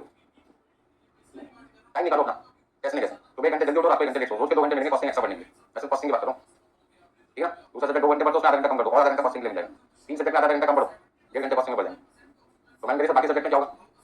बाकी में तो चैंपियन होगा, तो मेरा सब्जेक्ट कॉस्टिंग में, तो कॉस्टिंग की बात करूंगा पहले। हाईएस्ट मार्क्स मुझे किसमें चाहिए? Cost accounting. तो जिसमें अपना फायदा दिखाई दे हमको कोई बात नहीं है, ऐसा नहीं है। सारे सब्जेक्ट पढ़ोगे जैसे हो सकता है किसी को 1 घंटे में पढ़ के समझ में आए, कॉस्टिंग के लिए 3 घंटे चाहिए। कोई बच्चे ऐसे लोग आधे घंटे में कॉस्टिंग कर लेते हैं, 2 घंटे में दूसरे सब्जेक्ट में लग जाते हैं। पर्सन टू पर्सन का इंटरेस्ट वेरी करता है, किसको किस सब्जेक्ट में ज्यादा इंटरेस्ट है। तो जिसका इंटरेस्ट कम है उसके ऊपर टाइम ज्यादा चाहिए, निकालो दूसरे सब्जेक्ट से टाइम। अब जब वीडियो देखा फॉर एग्जांपल तो 1 की जगह 1.5 पे कर दो और इतना भी देर ना करो कि क्या बोल गए तो सुनाई ना दे, ठीक है ना। तो 17 क्वेश्चन, इससे पहले वाला 40 क्वेश्चन और उससे पहले वाला कौन सा था? 43। तीनों एक ही पैटर्न पे चल रहे थे, ठीक है। और इस क्वेश्चन में मैं आपको ये समझाऊंगा मैक्सिमम कितने तरीके से करके दिखा सकता हूं, दो से। बट अभी इसमें किससे करना है? नॉलेज करें स्टार्ट, लिखिए सबने। हाँ फॉर्मेट देखो मैंने आपके लिए बना के रखा है। हाँ कौन कौन से प्रोडक्शन डिपार्टमेंट थे? एक एक्स और दूसरा वाई। सर्विस डिपार्टमेंट कौन से हैं? टाइम कीपिंग, स्टोर्स और मेंटेनेंस। हाँ खर्चा कितना कितना दिया हुआ था इनका भी? 16,000 10,000 4,000 5,000 और कितने? 3,000 16,000 10,000 4,000 5,000 एंड 3,000 सबका टोटल बताओगे तो कितना लिखूं? 38,000 बिल्कुल सही जवाब, ठीक है ना। अब सबसे पहले हम किसको बांटना चाहेंगे? जिसका रैंक 1 है टाइम कीपिंग, फिर किसको? जिसका रैंक 2 था स्टोर्स, फिर किसको? मेंटेनेंस को। जिसका रैंक 3 था रेशो चाहिए ना, तो रेशो तो मुझे यहीं से मिल गई, ढूंढना है इसी बात से काम मिल जाएगा अपना। रेशो कितनी आएगी? 40 30 0 16 10 24 20 0 0 6। सारे स्टेप बहुत सिंपल फॉर्म में मैंने आपको कन्वर्ट करके समझा दिया, इससे ज्यादा सिंपल नहीं होता, ठीक है। तो रेशो में ढूंढेंगे 40 30 16 एक तरीके से कह दो 40 30 0 16 10। फिर आपका रेशो 24 20 0 0 6 24 16 0 0 0। सबसे पहले मैंने किसको बांटना है? सबसे पहले किसको बांटना है? टाइम कीपिंग, ये रैंक 1 था, जरा बताओगे कितना आएगा? 4,000 को बांटना है, 4,000 को बांटना है 150 18 1667 फिर 1250 667 ओके और 417। अब किसको बांटना है? स्टोर को। यहाँ पर रैंक 1 था, ये रैंक आपका 2 है और रैंक आपके पास 3 है। अब 5,667 को बांटना है, तो 5,667 को यदि बांटेंगे 24 20 एंड 6 मतलब 50 से डिवाइड कर दो तरीके से। यहाँ पर क्या लिखा है? ठीक है फिर तीनों का टोटल तो 4,000 बना चाहिए ना। आपने यहाँ भी राउंड ऑफ कर दिया, यहाँ भी राउंड ऑफ कर दिया, यहाँ भी राउंड ऑफ कर दिया, तो अगर आप चलेगा आपके टोटल आपका कितना आना चाहिए? 4,000 आना चाहिए। चलिए कोई बात नहीं, बुजुर्ग माँ अपनी गलती सुधार दो। 5,667 को यहाँ पे अब बांटना है आपने 24 20 0 0 6 के रेशो में। कितना कितना लिखूं? 27 20 67 68 अभी 5,667, ठीक है। अब कितना लिखेंगे? 4096 को आपने बांटना है 24 और 16 के रेशो में, मतलब आप कह सकते हैं 3:2 24 58 16। अब ये तीनों तो हो गए निल, तो डिस्ट्रीब्यूशन में हमें क्या करना पड़ता है? सर्विस का बर्डन शिफ्ट करना है, ट्रांसफर करना है किस पे? प्रोडक्शन डिपार्टमेंट पे। कौन से मेथड से हमने अपना क्वेश्चन सॉल्व किया?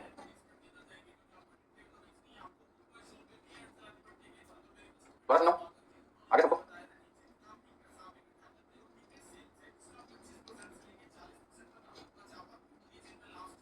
टोटल बताओगे कितना कितना? 22 84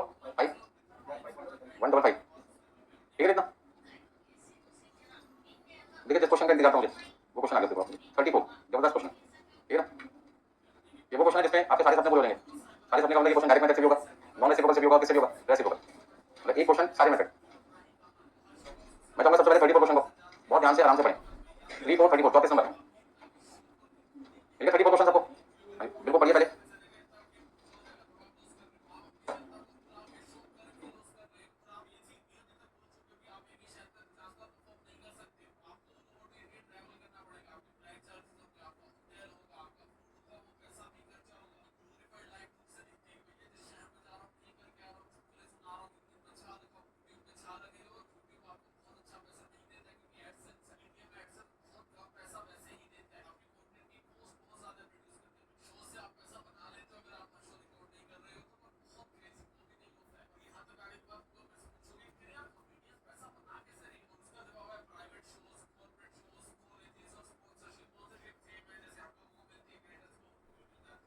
हाँ नोट कर लिया सबने भाई, गणेश 34 क्वेश्चन नंबर 34 में लिखा है e books is an online book retailer. The company has 4 department, कितने डिपार्टमेंट है भाई, 4 डिपार्टमेंट है। 2 सेल डिपार्टमेंट है, corporate sale and consumer sale. 2 support department है, सर्विस डिपार्टमेंट है, एडमिनिस्ट्रेटिव, और दूसरा कौन सा इन्फॉर्मेशन सिस्टम। तो टोटल कितने डिपार्टमेंट हो गए, 4 डिपार्टमेंट हो गए क्वेश्चन नंबर 34 में। तो सबसे पहले आपके 2 कॉर्पोरेट और कंज्यूमर सेल डिपार्टमेंट हो गए और 2 आपके सपोर्ट डिपार्टमेंट हो गए। लेकिन देखें तो हमारे डिपार्टमेंट कितने, जैसे प्रोडक्शन डिपार्टमेंट मेन होता था, ऐसे यहाँ पर कौन डिपार्टमेंट मेन हो गया, सेल डिपार्टमेंट। दिखाई दे रहा है सबको। अब सेल डिपार्टमेंट जो है उसे कितने डिपार्टमेंट डिवाइड करना है, 2, कॉर्पोरेट सेल्स और कंज्यूमर सेल्स। अच्छा जो सेल सपोर्ट डिपार्टमेंट है ये भी 2 डिवाइड होंगे, कौन कौन से, एडमिनिस्ट्रेटिव और आपका इंफॉर्मेशन सिस्टम। कौन किसको सर्विस देगा, सेल डिपार्टमेंट सर्विस देगा सपोर्ट को, सपोर्ट देगा सेल्स को, सपोर्ट लिखा है सपोर्ट का मतलब सर्विस। अब यहाँ पर हमें रेवेन्यू भी देखा है किसका, कॉर्पोरेट सेल और किसका, कंज्यूमर सेल, क्योंकि कस्टमर तो किसके पास जाएंगे सामान खरीदने, सेल डिपार्टमेंट तो रेवेन्यू पाएगा, सेल डिपार्टमेंट तो रेवेन्यू हमें किसका देखा है, रेवेन्यू में देखा है यहाँ पे 16,67,750 और 8,33,875। नंबर ऑफ एम्प्लॉइज हमें देखते हैं, नंबर ऑफ एम्प्लॉइज हमें देखते हैं, नंबर ऑफ एम्प्लॉइज कितने यहाँ पर 42, यहाँ पे कितने 28, यहाँ पे कितने, यहाँ पे कितने, यहाँ पे कितने, यहाँ पर कितने 0। कब तक समझाऊंगा ये बात, अपने ऊपर अपना बर्डन नहीं लेना। जो नंबर ऑफ एम्प्लॉइज है वो बेस यूज होगा फ्यूचर में। आप लिखना चाहो तो मैं आपके लिए लिख देता हूँ 14, पर मेरी नजर में तो उसकी वैल्यू कितनी है 0, ठीक है ना। तो जब 0 है तो 0 लिखो ना, 14 में लिखते हो तो कितना लिखें 21। अब 2 मिनट के लिए मुझे कैसे पता चलेगा कि नंबर ऑफ एम्प्लॉइज एडमिनिस्ट्रेटिव का बेस है, तो उसके लिए नीचे क्वेश्चन में चलते हैं। The company uses the number of employees as a basis to allocate administrative cost. ये कहते हैं नंबर ऑफ एम्प्लॉइज बेस लेके चलो। अभी तो मैंने आपके लिए 14 और कितना लिख दिया यहाँ पे 21, और यहाँ पे नीचे क्या लिखा हुआ प्रोसेसिंग टाइम। प्लीज ध्यान दीजिए क्या समझाना चाहता हूँ मैं आपको। दो क्वेश्चन में आपको दे रखा है, वो लिखा है 2400 मिनट्स, कितना लिखा है 2000 मिनट्स, कितना लिखा है 400 मिनट्स और कितना लिखा है 40। नीचे क्वेश्चन में लिखा है the company uses the number of employees, the company uses the number of employees as a basis to allocate administrative cost. कहते हैं एडमिनिस्ट्रेटिव डिपार्टमेंट की कॉस्ट को बांटने के लिए बेस किसको लेना है, नंबर ऑफ एम्प्लॉइज। जैसे ही पता लग गया कि एडमिनिस्ट्रेटिव डिपार्टमेंट का खर्चा नंबर ऑफ एम्प्लॉइज के रेशियो में बढ़ेगा, ये 14 से क्या हो गया एकदम से 0। और इंफॉर्मेशन सिस्टम का जो खर्चा है वो किसके बेस पे होगा, and processing time as a basis to allocate information system. Information system का खर्चा बांटने के लिए बेस किसको लेना है, प्रोसेसिंग टाइम। जैसे ही बात पता लगी प्रोसेसिंग टाइम में बांटना है, यहाँ 1400 से क्या हो गया 0, 1400 का कटा। तब तक ये नहीं पता कि खर्चा किस रेशियो में बांटना है, लेकिन जैसे ही पता चल गया बेस किसका है, तो एडमिनिस्ट्रेटिव का बेस क्या होगा, नंबर ऑफ एम्प्लॉइज। तो जैसे पता लगा कि एडमिनिस्ट्रेटिव का बेस नंबर ऑफ एम्प्लॉइज हो गया, जो 14 लिखा था 14 इमीडिएटली किसमें कन्वर्ट हो गया 0 में। और जैसे ही आईएएस का पता लगा प्रोसेसिंग टाइम बेस है, तो यहाँ पे 1400 मिनट था वो इमीडिएटली क्या बन गया 0 बन गया। कब तक 1400 था, जब तक बेस का पता नहीं था, बेस का पता लगते वो चीज क्या हो जाएगी 0 हो जाएगी। ठीक है इतना। अब आगे देखो क्या क्या इन्फॉर्मेशन दे रखी है, मैं तो उसकी बात कर रहा हूँ। चारों डिपार्टमेंट की कॉस्ट कितनी रखी है, कॉस्ट कितनी कितनी रखी है, कॉस्ट इनकर्ड किस डिपार्टमेंट के लिए कितना खर्चा हुआ सब दे रखा है आपको। 12,97,751, फिर कितना 636, 818, फिर कितना देखा 94,510 और कितना देखा 3,04,720। तो मैंने यहाँ पे 0 क्यों लिखा, क्योंकि एडमिनिस्ट्रेटिव डिपार्टमेंट का बेस क्या था, नंबर ऑफ एम्प्लॉइज, और इंफॉर्मेशन सिस्टम का बेस क्या था, प्रोसेसिंग टाइम। तो जैसे बेस पता लगा 0 लेगा उसके लिए। अब आगे देखिए द कंपनी यूजेस के बाद में लिखा रिक्वायर्ड। जो क्वेश्चन इतना बड़ा बनाता था हमने उसको क्या किया, छोटा सा बना दिया अपने लिए। क्या क्या जानकारी रखिए। Point number 1, allocate the support department cost to sale department using direct method. मेरा क्वेश्चन आपसे क्या है, ओरिजिनल क्वेश्चन ये कौन सा है, ये क्वेश्चन हम कर रहे हैं 34, ये ओरिजिनल कौन सा क्वेश्चन है। तो मैंने क्या देखा, एडमिनिस्ट्रेटिव के लिए हम किसको बेस दे रहे हैं, एडमिनिस्ट्रेटिव के लिए हम किसको बेस दे रहे हैं, और प्रोसेसिंग टाइम किसका बेस है, इंफॉर्मेशन सिस्टम का। ध्यान से सुनो, एडमिनिस्ट्रेटिव की सर्विस किसको जा रही है, एडमिनिस्ट्रेटिव की सर्विस किसको जा रही है, आईएएस को जा रही है, और आईएएस की सर्विस किसको जा रही है, दोनों एक दूसरे को सर्विस दे रहे हैं। कौन सा केस हो गया, इसका मतलब ओरिजिनल क्वेश्चन किसका है, वैसे टोटल मेथड है। अब ये ओरिजिनल क्वेश्चन ऐसे टोटल क्या है, और ये कहते हैं किससे करके दिखाओ, डायरेक्ट मेथड से। तो पहला पार्ट मुझे कौन सा मेथड से करके दिखाना है, डायरेक्ट मेथड। और डायरेक्ट मेथड की खासियत क्या है, डायरेक्ट मेथड की खासियत क्या है कि आपको जो रेशो चाहिए होती है किसकी चाहिए होती है, आपको रेशो से किसकी चाहिए होती है, आपको सिर्फ रेशो किसकी चाहिए होती है, प्रोडक्शन डिपार्टमेंट। मतलब कि 42 और कितनी 28 और 2400 एंड 2000, बाकी से कोई मतलब नहीं।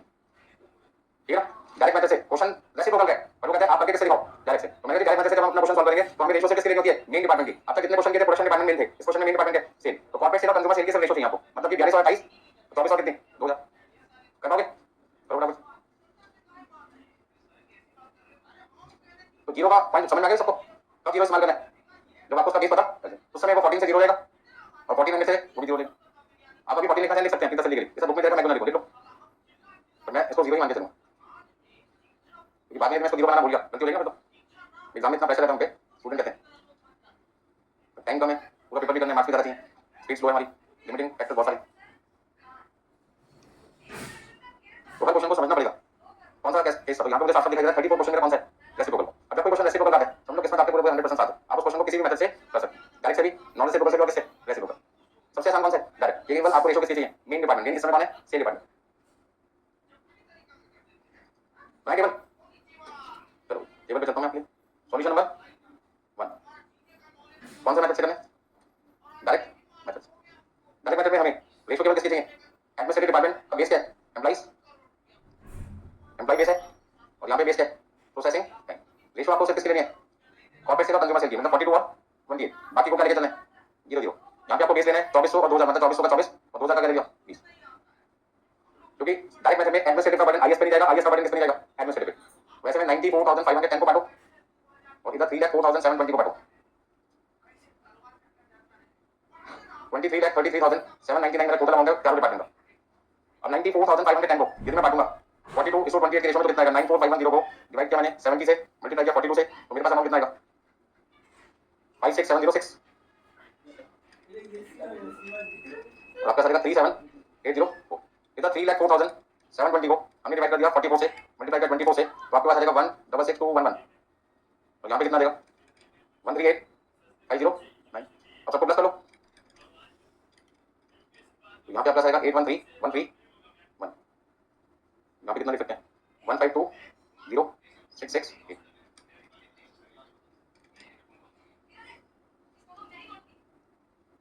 ठीक है इतना? तो सबसे इजी कौन सा मेथड हुआ यार? कोई दिमाग का प्रेशर नहीं है। अभी क्वेश्चन तो किसका था? रेसिप्रोकल का। सेकंड पार्ट में क्या कहते हैं? रैंक। जैसे ही रैंक वर्ड सुनने को मिला समझ लो कौन सा मेथड की बात चालू हो गई है? Non reciprocal.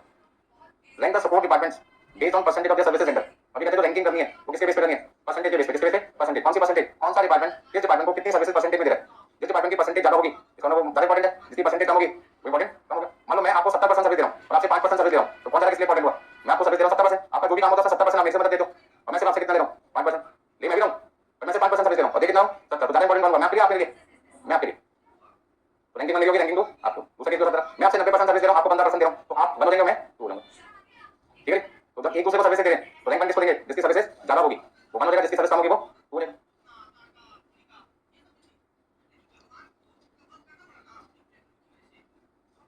बोला सुनो, rank the support department based on percentage of the services rendered to other support department. Use this ranking to allocate support cost based on step down allocation method. यहाँ पे सबसे पहले आपको क्या करनी है? रैंकिंग करनी है, उस रैंकिंग के हिसाब से टेबल बनेगी जो बना रखी है, और वहां पर एक डिपार्टमेंट का बर्डन 3 पे जाएगा और एक का कितने पे जाएगा? 2 पे। अब आपको देखना पड़ेगा एडमिनिस्ट्रेटिव का रैंक बनाया तो 3 में बढ़ेगा और आईएएस का 2 में, और यदि आईएएस का रैंक बनाया तो वो 3 में बढ़ेगा और एडमिनिस्ट्रेटिव 2 में। हमें क्या पता चलेगा कि रैंक बन किसका है? तो उसके लिए क्या करना है? परसेंटेज निकालनी पड़ेगी, कौन किसको कितनी सर्विस दे रहा है परसेंटेज में। तो उसके लिए सबसे पहले चलो अपने क्वेश्चन पे वापस। एडमिनिस्ट्रेटिव का बेस क्या है? नंबर ऑफ एम्प्लॉइज, और आईएएस का बेस क्या है? Processing time. यहाँ इन्फॉर्मेशन मिक्स हो गई है, थोड़ा सेपरेट करते हैं। ठीक है? यहाँ पे सबसे पहले हम ये पता लगाते हैं कौन कौन से डिपार्टमेंट थे। कॉर्पोरेट सेल, फिर कौन था? कंज्यूमर सेल, फिर कौन था? एडमिनिस्ट्रेटिव, फिर कौन था? IAS, information system. Administrative department कहते हैं हमारा जो खर्चा बढ़ेगा वो किसके बेस पे बढ़ेगा? नंबर ऑफ एम्प्लॉइज के बेस पे। और आईएएस कहते हैं हमारा खर्चा बढ़ेगा किसके बेस में? प्रोसेसिंग। फिर हमने सबका टाइम भी निकाला, कितना कितना? एम्प्लॉइज कितने थे? 42, 28, 14 लिखना है, 0 लिखना है? 0। वहां पे 14 लिख सकते थे क्योंकि उसका कोई यूज नहीं हो रहा था, और यहाँ पे आपको कितना लिखना है? 0। और यहाँ पे कितना? 21। टोटल कितना हुआ भाई? टोटल कितना हुआ? 91। यहाँ पे था 2400 मिनट, 2000 मिनट, 400 मिनट, 1400 मिनट, लेकिन आपको क्या लिखना है? 0। बोलने में क्या जाता है? लिख थोड़ी रहे, लिखना तो कितना है? 0। जो लिखेंगे वो दिखेगा एग्जाम में, तो दिखेगा उसी नंबर मिलना है 48। अब आपको क्या निकालनी है? परसेंटेज निकालनी है। तो 91 एम्प्लॉइज थे टोटल। एडमिनिस्ट्रेटिव डिपार्टमेंट क्या कहता है? वो कहता है मैं 91 एम्प्लॉइज टोटल यूज कर रहा हूँ बाकी डिपार्टमेंट के लिए। एडमिनिस्ट्रेटिव डिपार्टमेंट क्या बोल रहा है कि मैं 91 एम्प्लॉइज यूज कर रहा हूँ किसके लिए? कॉर्पोरेट प्लस कंज्यूमर प्लस किसके लिए? आईएएस के लिए। तो आईएएस क्या कहता है? मुझे सबकी बात मत बताओ, मेरी बात बताओ, मेरे लिए कितना यूज कर रहे हो? उसने कहा आपके लिए कितना यूज कर रहा हूँ? 21। कितने में से? परसेंटेज निकालो। जो मैं सर्विस दे रहा हूँ वो 21 लोगों की सर्विस दे रहा हूँ, कितने में से? 91 लोगों में से। 91 में से 21 की सर्विस मैं आपको दे रहा हूँ, तो हाथों की बात मत करो, किसमें आंसर दो? परसेंटेज में। मैं कभी बताता हूँ 21 डिवाइड बाय 91 इनटू 100, तो निकालो फटाफट से। Computation of percentage of services rendered each service department. हर एक सर्विस डिपार्टमेंट एक दूसरे को सर्विस दे रहा है, वो कितनी दे रहा है परसेंटेज में निकालनी है। मुझे ये तो पता चल गया कि 91 में से मैं 21 आईएएस के लिए यूज कर रहा हूं, तो पहले हम किसका पॉइंट निकालें। एडमिनिस्ट्रेटिव डिपार्टमेंट इसको सर्विस दे रहा है आईएएस को 21 एम्प्लॉइज यूज कर रहे हैं आउट ऑफ 91, मतलब कि कितने परसेंट 23.07 तो राउंड अप करके लिख दिया 0। आईएएस कहता है मैं भी तो आपको सर्विस दे रहा हूं, तो एडमिनिस्ट्रेटिव कहता हां मैंने तुमको मना किया मुझे सर्विस दे, कितनी करेगी बताओ। कोई मना थोड़ी करता कि आप मुझे सर्विस नहीं दे रहे, पर यहां तो इंपॉर्टेंट चेक करने कौन किसकी ज्यादा मदद कर रहा है। वो कहते देखो 4800 मिनट में बस टोटल जो मैं सबके लिए यूज कर रहा हूं, उसमें से 2400 मैं कॉर्पोरेट के लिए कर रहा हूं, 2000 कंज्यूमर के लिए। एडमिनिस्ट्रेटिव का दिमाग ना खराब कर, मेरे बारे में बता से कितना 400 कितने में से कितना हुआ 8.33%। दोनों एक दूसरे को सर्विस दे रहे हैं, पर रैंकिंग करनी है मुझे तो क्या करनी है, तो रैंकिंग के हिसाब से रैंक 1 किसको दिया जाएगा एडमिनिस्ट्रेटिव को, और रैंक 2 किसको आईएएस। इसका मतलब क्या हुआ, यदि एडमिनिस्ट्रेटिव का रैंक 1 हुआ तो उसका खर्चा किस पे बढ़ेगा 3 पे, कॉर्पोरेट सेल, कंज्यूमर सेल और इंफॉर्मेशन सिस्टम। लेकिन आईएएस का रैंक 2 है तो उसका खर्चा से किस पे आएगा corporate sale and consumer sale. यहां तक लिख लिया सबने, लिखो फटाफट।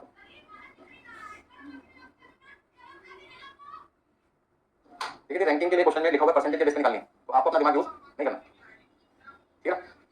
यहाँ पे मैं परसेंटेज पे आंसर क्यों निकालूंगा बता सकते हैं, क्योंकि एक जगह एम्प्लॉइज बेस है और एक जगह प्रोसेसिंग टाइम है, दोनों को कंपेयर करना पॉसिबल नहीं। या तो दोनों जगह एम्प्लॉइज होते या दोनों जगह प्रोसेसिंग टाइम होता, भाई दो चीजों के बीच में कंपैरिजन का पॉसिबल है जब दोनों का बेस क्या होगा सेम, ठीक है। आप मेरी हाइट 6 फुट है, दूसरा का मेरा वेट 70 किलो है, पावरफुल कौन है पता नहीं लगा सकते ना। मैच कैसे लगेगा, मैच होते हैं तो वहां पे क्या होता है बेस क्या होता है, भाई दोनों लोग बंदे खेल रहे हैं या तो उनकी हाइट के हिसाब से कंपैरिजन होगा या उनके वेट के हिसाब से, और दोनों का बेस ना पता चले तो किसके बेस पे निकालेंगे परसेंटेज के बेस पे, क्योंकि दोनों का आंसर किसमें निकल गया, हाइट को भी परसेंटेज में निकाल दिया और वेट को भी किसमें निकाल दिया परसेंटेज, फिर परसेंटेज जिसकी हाई होगी वो बेस होगा। तो इस क्वेश्चन में परसेंटेज निकालना हमारी मजबूरी थी, क्यों, क्योंकि एक जगह नंबर ऑफ एम्प्लॉइज थे और दूसरी जगह क्या था प्रोसेसिंग टाइम, कंपेयर करना एक दूसरे से पॉसिबल नहीं था, क्या पॉसिबल बस समझ में। तो अब सबसे पहले क्या करना है, यहाँ पे क्या लिखेंगे statement showing, statement showing ranking based on percentage of services rendered, ठीक है।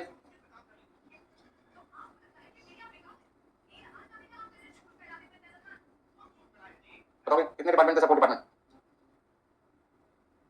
सपोर्ट डिपार्टमेंट आपके पास कितने हैं, दो, कौन कौन से एडमिनिस्ट्रेटिव और इंफॉर्मेशन सिस्टम, ठीक है। ऐसे में आपके पास में परसेंटेज कितनी, आपका बेस क्या है जिसके बेस पे रैंकिंग करनी है, परसेंटेज ऑफ सर्विसेज पहले का कितना था 23.08% और दूसरे का कितना था 8.33, ठीक है ना। अब रैंकिंग करते थे तो रैंक 1 आपको किसको देना चाहिए आईएएस को, और रैंक 2 किसको इंफॉर्मेशन सिस्टम को। ऐसे में जो हमारी रेशो होगी दो रेशो निकालेंगे corporate sale, consumer sale, administrative और आईएएस। हमारी रेशो क्या यूज होगी 40 to 28 0 21, यहाँ पे यूज होगा 2400 का 24, 2000 का 20 0 0। 400 कितने करते थे 400 के लिए लिखा मैंने 4 के लिए लिखा यहाँ पे, क्योंकि भैया हम आईएएस का बटन कौन सा मेथड से करते हैं और नॉन रेसिप्रोकल क्या करते हैं, एक सर्विस डिपार्टमेंट का बटन दूसरे पे जाएगा दूसरे का पहले पर नहीं आएगा। तो एडमिनिस्ट्रेटिव का बटन यदि आईएएस पे जाएगा तो आईएएस का बटन किस पे नहीं आना चाहिए एडमिनिस्ट्रेटिव पर नहीं आना चाहिए। उसका तरीका क्या रेशो करना उसको, ठीक है। जगह जगह सावधानी से काम करना पड़ेगा।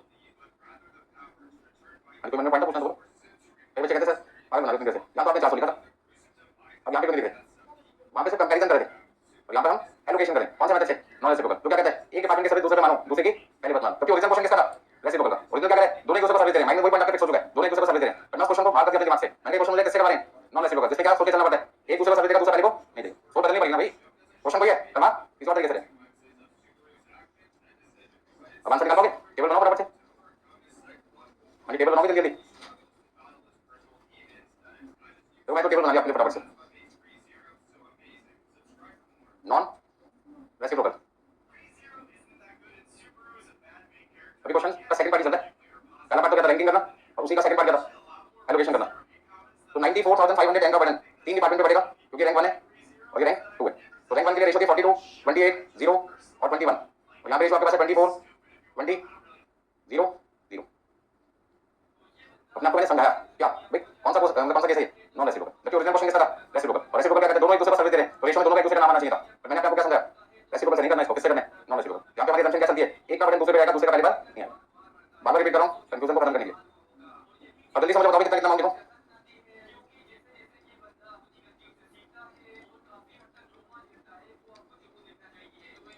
फोर 3 6 2 0 2 9 0 8 0 2 1 8 1। अब यहाँ पर हमें 3,04,720 लेने लेना था, साथ में 21,810 लेना पड़ेगा, तो आपका टोटल खर्चा आ जाएगा 326 530। तो आपका चलेगा 178107 और आ जाएगा 148423 और सबको ऐड करो 151947 8। यहाँ पे आप देख सकते हैं 814321। बाकी दोनों जगह लिखना है और टोटल आपके पास सेम रहेगा क्योंकि पहले वो खर्चा 4 डिपार्टमेंट का था, अब वो खर्चा किसका हो गया? दो का। ठीक है।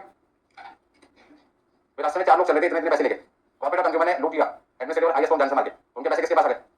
कॉर्पोरेट और कंज्यूमर। पहले 4 लोगों के पास जितना पैसा था अब वो कितना पैसा है? पैसा तो नहीं है, और कितना 4 के कितने लोगों के पास हो गया? 2 के पास हो गया। जैसे मुझे समझ लो, तो किसी का कोई सामान छीन लेते हैं, कुछ मिलती है छीनने पर, क्यों? क्योंकि हमारा सामान बढ़ जाता है, उसका सामान खत्म हो जाता है। छीनने को क्या कहते हैं? रीडिस्ट्रीब्यूशन। कई बार देखो एक बंदा छीन लेता सारा सामान, कई बार 2 लोग मिलकर छीनते हैं, कोई 3 लोग छीन गए। सपोज करके आपकी सैलरी आपको मिल गया 50,000 और आपने क्या किया? बैंक से सारे कैश निकाल लिए एक साथ में। घर वालों को पोस्ट करेंगे 50,000 देके, पर रास्ते में क्या किया? एक गैंग को पता लग गया कि बंदा 50,000 लेके निकल रहा है। अब वो 3 बंदे आप अकेला पेटोगे पेटोगे, पैसे लग जाएंगे। ठीक है। यदि आप पावरफुल है हो सकता है उनके पैसे आप ले लो, तो नॉन कैश केस कम होता है। ठीक है।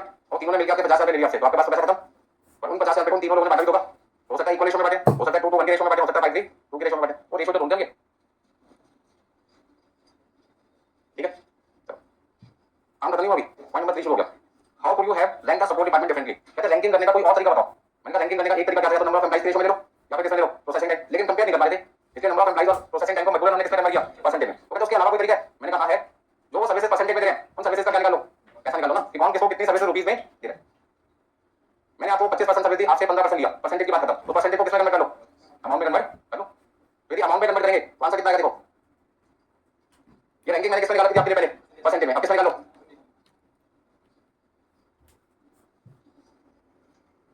अब किसमें निकालो? अमाउंट में निकालो। Statement showing ranking based on services rendered in amount. ठीक है। अब सर्विसेज किसमें निकालें? अमाउंट। तो यहाँ पे क्या लिखना पड़ेगा? Services rendered in amount. या रुपीस की बात है। अच्छा एक बात बताओ, एडमिनिस्ट्रेटिव डिपार्टमेंट का खर्चा था कितना? सपोर्ट डिपार्टमेंट कॉस्ट कितनी थी? यानी सपोर्ट डिपार्टमेंट ने खर्चा किया कितना अभी तक? 94,510। और इंफॉर्मेशन सिस्टम का मैं कितना खर्चा कर चुका? 3,04,720 रुपए जो मैंने आपसे वसूल करने। अब 94,510 का 94,510 का मेरा आंसर नंबर 3 चल रहा है। कौन सा आंसर है? 3। 94,510 रुपीस में वो कहता मैंने आपको जो सर्विसेज दी है वो कितने परसेंट दी थी? 23.08% सर्विस दी थी। इसका इतना बर्डन आपको बियर करना पड़ेगा। तो एडमिनिस्ट्रेटिव डिपार्टमेंट को क्या कह रहा है? एडमिनिस्ट्रेटिव डिपार्टमेंट आईएएस डिपार्टमेंट को क्या कह रहा है? मैंने 94,510 रुपए टोटल खर्चा किया था। मैंने टोटल खर्चा कितना किया? 94,510। ध्यान से सुने। एडमिनिस्ट्रेटिव डिपार्टमेंट क्या कह रहा है आईएएस को? मैं टोटल खर्चा कितना किया? 94,510। आईएएस का दिमाग क्यों खराब कर रहा है? मेरा खर्चा होता कितना किया? मैंने वो था 23.08%। बताओ कितना आएगा? 21,813। मतलब 21,813 रुपए का खर्चा, 21,813 का खर्चा एडमिनिस्ट्रेटिव डिपार्टमेंट ने किस पे किया? आईएएस। अब आईएएस क्या कहते हैं? 3,04,720 रुपए मैंने खर्च किए थे टोटल, उसमें से आप और मैंने कितने खर्च किए? 8.33%। 3,04,720 का 8.33% निकालो कितना है? 25,383 रुपए। अब यदि परसेंटेज में देखें तो रैंक वन किसका आ रहा है? एडमिनिस्ट्रेटिव का। लेकिन यदि अमाउंट की बात करें तो रैंक वन किसका हो जाएगा? आईएएस का। ये रैंक वन हो जाएगा, ये रैंक। और कैसे में? यहाँ पर अब आपको लिखना पड़ेगा 2400 का 24, 2000 का 20, एडमिनिस्ट्रेटिव का 400 का 4 और अपना क्या लिखेंगे? 0। और यहाँ पे आएगा 42 और 28। बाकी दोनों में क्या लिखना पड़ेगा? 0 0। क्यों ऐसा किया? क्यों ऐसा किया? एडमिनिस्ट्रेटिव का मतलब आईएएस का 0 पे लिख दिया। कौन सा केस है? नॉन एसएबल। इसकी असम्पशन क्या होती है? एक डिपार्टमेंट का बर्डन दूसरे पे जाएगा, दूसरे का अपने पर नहीं आएगा। तो आईएएस का मैं आपको सर्विस दूंगा जरा, मैं रैंक बनूं, मेरा बर्डन आपके ऊपर आएगा, आपका बर्डन मेरे पे नहीं आएगा। ठीक है। अमाउंट नहीं लिखा क्योंकि अमाउंट दोनों का निकल सकता है ना। कंपैरिजन के लिए बेस करना चाहिए सेम, या तो परसेंटेज हो या फिर अमाउंट हो, या तो दोनों एम्प्लॉइज होते या दोनों क्या होते? Processing time. तो कंपैरिजन हो सकता था। और एक का बेस है एम्प्लॉइज, एक का बेस है प्रोसेसिंग टाइम। वैसे में आपको या तो कंपैरिजन करने के लिए परसेंटेज निकालनी पड़ेगी या फिर दोनों का निकालना पड़ेगा अमाउंट। तो कंपेयर तो भी कर सकते हैं ना, दो चीजों का बेस क्या होगा? सेम होगा, अदरवाइज कंपैरिजन पॉसिबल नहीं है। तीसरा पॉइंट खत्म कर दिया आपने आसानी से। पॉइंट नंबर 4 शुरू होगा अप्लाई का। चलिए, allocate the support department cost to to sales department using कौन सा मेथड? रेसिप्रोकल। तो अब आप इस क्वेश्चन को किससे करके दिखाएंगे? रेसिप्रोकल। रेसिप्रोकल में सबसे पहले क्या करना पड़ेगा? या तो रिपीटेड डिस्ट्रीब्यूशन से करो या इक्वेशन से। तो हम किससे करके दिखा देते हैं? इक्वेशन। तो आपको सबसे पहले क्या करना पड़ेगा? इक्वेशन बनाना पड़ेगा। इस पार्ट को समझने के लिए, फोर्थ पार्ट को समझने के लिए मैं को समझाऊंगा आपको। एडमिनिस्ट्रेटिव, क्योंकि हमको जब इक्वेशन बनानी होती है तो हम परसेंटेज किसके नीचे से ढूंढते थे? एडमिनिस्ट्रेटिव के नीचे क्या लिखा है? आईएएस के नीचे क्या लिखा है? क्वेश्चन में टेबल बनानी मिलती है ना, इस क्वेश्चन में कहां लिखा टेबल बनानी पड़ेगी ना। प्रॉफिट क्या गया? कंज्यूमर। यहाँ क्या था? 42, 28, 0, 21। टोटल कितना था? 91। तो आईएएस के नीचे क्या गया? 21/91। अच्छा यहाँ कितना था? 2400 का 24, 2000 का 20, 400 का 4, 0 और कितना था? 48। तो यहाँ पे बेस क्या बना? 4/40। तो एडमिनिस्ट्रेटिव के नीचे 4/48 आएगा और आईएएस के नीचे 21 जाएगा 91। अब चाहो तो परसेंटेज में लिखना चाहो तो लिख सकते हैं, मैंने फ्रैक्शन में लिखा है। बात एक ही है, फ्रैक्शन को परसेंटेज लिखो। किसी चीज को 1/2 से मल्टीप्लाई करो या 50% से मल्टीप्लाई करो, बात तो एक ही है।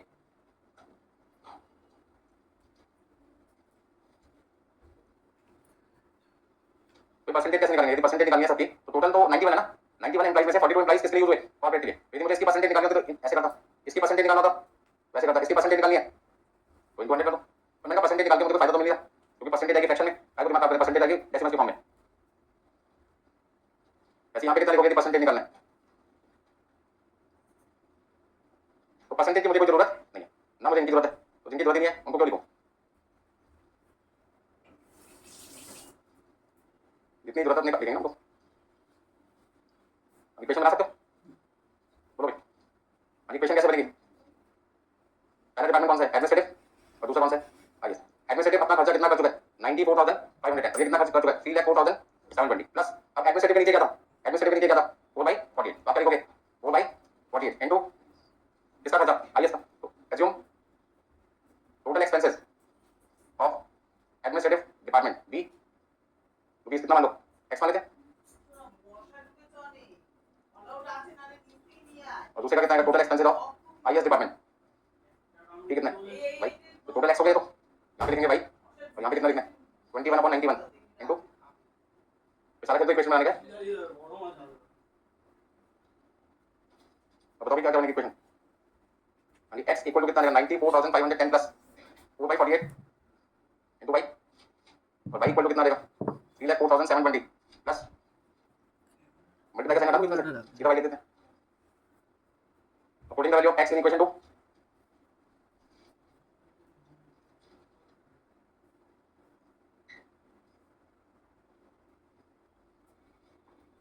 क्या वैल्यू मिलेगी आपको पुट करने के बाद? तो वाई तो अपनी जगह देगा 21/91 इनटू 94,510 प्लस, अच्छा 4/48 को 1 बाई क्या लिख सकते हैं? 12 लिख सकते हो, बच्चा कंफ्यूज ना हो जाए, 4/48 लिख देते हैं। सर ज्यादा शांति मत करो, जैसा चल रहा है चलने दो। 4/48। अब अच्छा 21/91 को एक बार तो मल्टीप्लाई करेंगे किससे? 94,510 से, और एक बार 21/91 को मल्टीप्लाई करेंगे 4/48 बाई से, ठीक है? कई बच्चों के तो पसीने छूट जाते हैं मैथ कैलकुलेशन लिख के, आपके नहीं छूटने चाहिए, क्योंकि आपको क्या मिल रहा है? Calculator 94,510 multiply by 21 divided by 91 कितना आएगा? 21,810। तो ध्यान दो 21 को 4 से मल्टीप्लाई करना है, 21 को किससे करना है? अलग से दिखा रहा हूँ। 21 को किससे मल्टीप्लाई किया? 4 से कितना आएगा? 84, और 91 को किससे मल्टीप्लाई करना है? 48 से। 91 को किससे मल्टीप्लाई करना है? 48 से, कितना आएगा? 4368। आपको क्या करना है? डिवाइड, मतलब 84 को किससे डिवाइड करना है? 84 को किससे डिवाइड करना है? 4368 से, कितना आएगा? कितना आएगा? 0.0192308। तो आगे तक लिख दूं, ठीक है? मतलब 84 को किससे डिवाइड करना है? साथ में क्या लिखना है? वाई लिखना है। अब वाई में से इसको माइनस करो, इन दोनों को प्लस कर लो, 3,04,720 प्लस 21,810 326, अब वाई माइनस करके कितना आएगा? 0.9807692 वाई इक्वल टू, वाई की वैल्यू कितनी आ रही है भाई? 326530 डिवाइडेड बाई 0.9807692,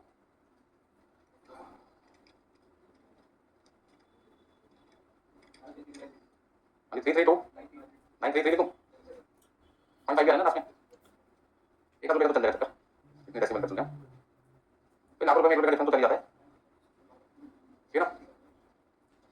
10 लाख रुपये में 1 लाख रुपये गिर गया, वो मिल नहीं पा रहे, ढूंढने में पूरा दिन थोड़ी लगा देंगे, मान के चलेंगे डोनेट कर दे किसी को, डोनेशन 1 रुपये दिखा दो, क्योंकि उस 1 रुपये को ढूंढने के चक्कर में आपका जो एक दिन चलेगा, उस एक दिन की कमाई देखो कितनी आपकी, वो बता दोगे ना भाई? मान लो 1 घंटे में 500 रुपये कमाते हो, 10 घंटे में कितना कमाते? 5,000 रुपये बर्बाद करते 1 रुपये ढूंढने के लिए, समझ आ रही है आपने?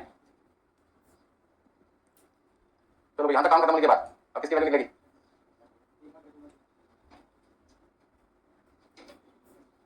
ये पहला पॉइंट हो गया, ये दूसरा पॉइंट हो गया, यहाँ से तीसरा पॉइंट चालू होता। अब चौथा point, putting the value of y in equation 1।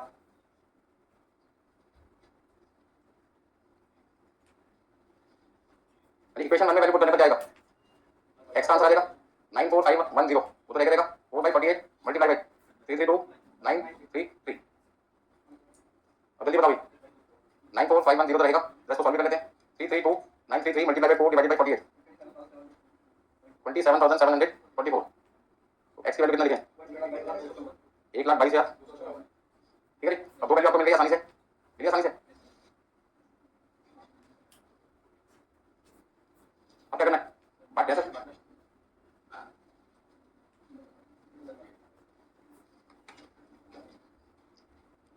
हो गया सबका भाई, यहाँ तक रिपीट करो। तो 1,22,254 रुपये वैल्यू आ गई एक्स की, एक्स का मतलब एडमिनिस्ट्रेटिव डिपार्टमेंट का टोटल खर्चा है 1,22,254 और आईएएस डिपार्टमेंट जिसको भाई मारा था उसका खर्चा कितना आएगा 3,32,933 और 1,000 रुपये ऊपर नीचे हो सकता है। तो डेसिमल का देखो कितने रिजल्ट दिए हमने, तो थोड़ा बहुत फ्रैक्शन में फर्क आ सकता है। अब आपको क्या बनानी है टेबल, और उस टेबल में क्या ध्यान रखना है, क्या ध्यान रखना है, क्या ध्यान रखना है कि एडमिनिस्ट्रेटिव का बर्डन आईएएस पे जाएगा और आईएएस का बर्डन भी केस कौन सा है, कैसे होगा, उसमें क्या असम्पशन चलती है, एक दूसरे का बर्डन एक दूसरे पर जाएगा तो एक दूसरे का बर्डन भी बियर करना पड़ेगा। तो रेशो यहाँ पर 0 नहीं आएगी, अब रेशो क्या आएगी 42 28 0 21 और दूसरा रेशो क्या आएगी 24 20 4 0। दो बात मैंने करके रखा हुआ है, मैंने 932 लिखा 933 लिख सकते हैं, ठीक है वही राउंड अप कर देता ना। यहाँ पर एक काम करते हैं, यहाँ पर हम लिख देते हैं, क्या लिख देते हैं यहाँ पर 33 लिखे 32 लिख देते हैं, बड़ी कंफ्यूजन खत्म हो जाएगी। ठीक है इतना तो 3,32,932। चलो जल्दी से सॉल्यूशन देखो, लिखो कौन सा मेथड से करते हैं। रेसिप्रोकल में क्या होता है, एडमिनिस्ट्रेटिव का बर्डन किस पे जाएगा आईएएस में और आईएएस का बर्डन किस पे जाएगा एडमिनिस्ट्रेटिव।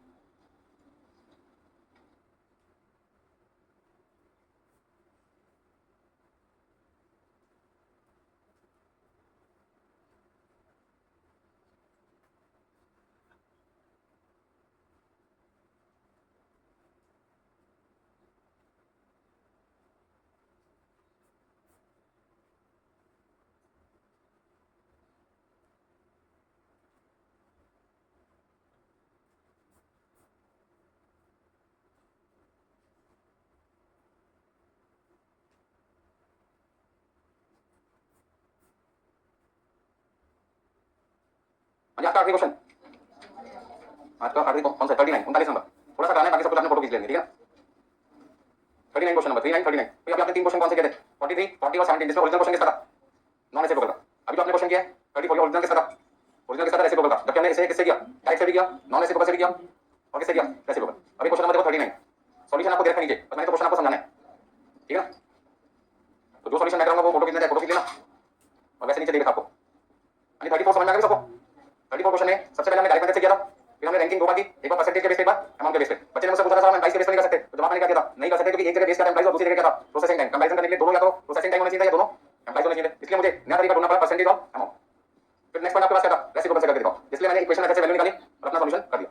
इतना बड़ा क्वेश्चन है एग्जाम में आता है तो समझ लो कितना खुल के 10 से 15 नंबर मिल सकते हैं आपको। एग्जाम में कोई वेटेज नहीं होती, कोई भी क्वेश्चन कितने नंबर का डाल देते हैं, ठीक है। अभी वेटेज क्या चलती है 12 नंबर की मैक्सिमम, किसी में 15 की होती है किसी में 8 की होती है, तो इंस्टीट्यूट के ऊपर डिपेंड करता है कितनी वेटेज दे सकते हैं।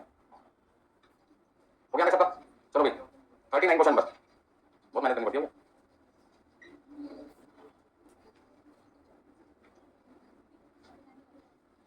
हो गया सबका,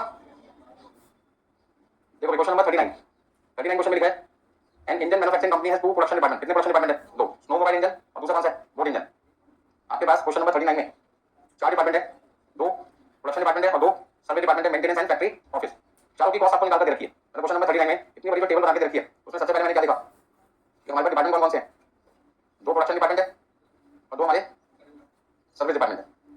सर्वे डिपार्टमेंट में भी दो हैं, कौन कौन से, एक फैक्ट्री ऑफिस है और दूसरा मेंटेनेंस। कोई भी पहले लिख सकते कोई भी बाद में। अच्छा प्रोडक्शन डिपार्टमेंट में हमारे पास में स्नो मोबाइल इंजन और दूसरा आपका बोट इंजन, शॉर्ट फॉर्म लिख दिया मैंने। चारों डिपार्टमेंट की कॉस्ट देखिए आपको, चारों डिपार्टमेंट की कॉस्ट कितनी है 6 लाख रुपए, 17 लाख, 3 लाख और कितने 2,40,000। इसका प्राइमरी डिस्ट्रीब्यूशन का काम हो रखा है। सबसे ज्यादा खुशी तो मुझे यहाँ मिलती है कौन सा काम करके रखा है प्राइमरी, नहीं तो समझ लो किस्मत और खराब हो जाती है। एलोकेशन करो साथ में क्या करो अब क्वेश्चन है बहुत टाइम वेस्ट हो जाता है। अगला बन गया कॉस्ट ड्राइवर, क्या नाम लिखा है कॉस्ट ड्राइवर। कॉस्ट ड्राइवर का मतलब क्या है, जो खर्चा मुझे बांटना है उसका बेस क्या है। तो यहाँ पे कॉस्ट ड्राइवर क्या है फैक्ट्री ऑफिस का नंबर ऑफ एम्प्लॉय। तो यहाँ पर हमें फैक्ट्री ऑफिस की बात करें, किसकी बात करें फैक्ट्री ऑफिस जिसका बेस क्या है, कॉस्ट ड्राइवर क्या है number of employees. Number of employees की रेशो में फैक्ट्री ऑफिस का खर्चा बांटना है जिसमें एम्प्लॉइज कितने 1080 कितने 270 कितने 150 और कितने 1500। बट 150 लिखने की आपको कोई जरूरत नहीं है, आप इसे क्या लेके चलते हैं 0। 150 दे रखा है वहाँ पे काम करने पर हमें तो रेशो चाहिए ना, अपना बटन 200 पे डालना तो अपने को क्या बनना पड़ेगा 0 बनना पड़ेगा।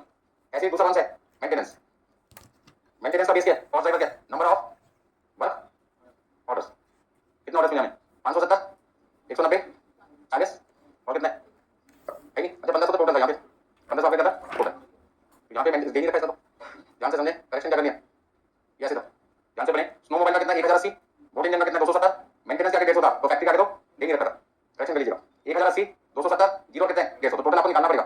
टोटल कितना देखो 1080 270 जीरो 150 1500। अच्छा यहाँ पे कितने 570 190 40 और जीरो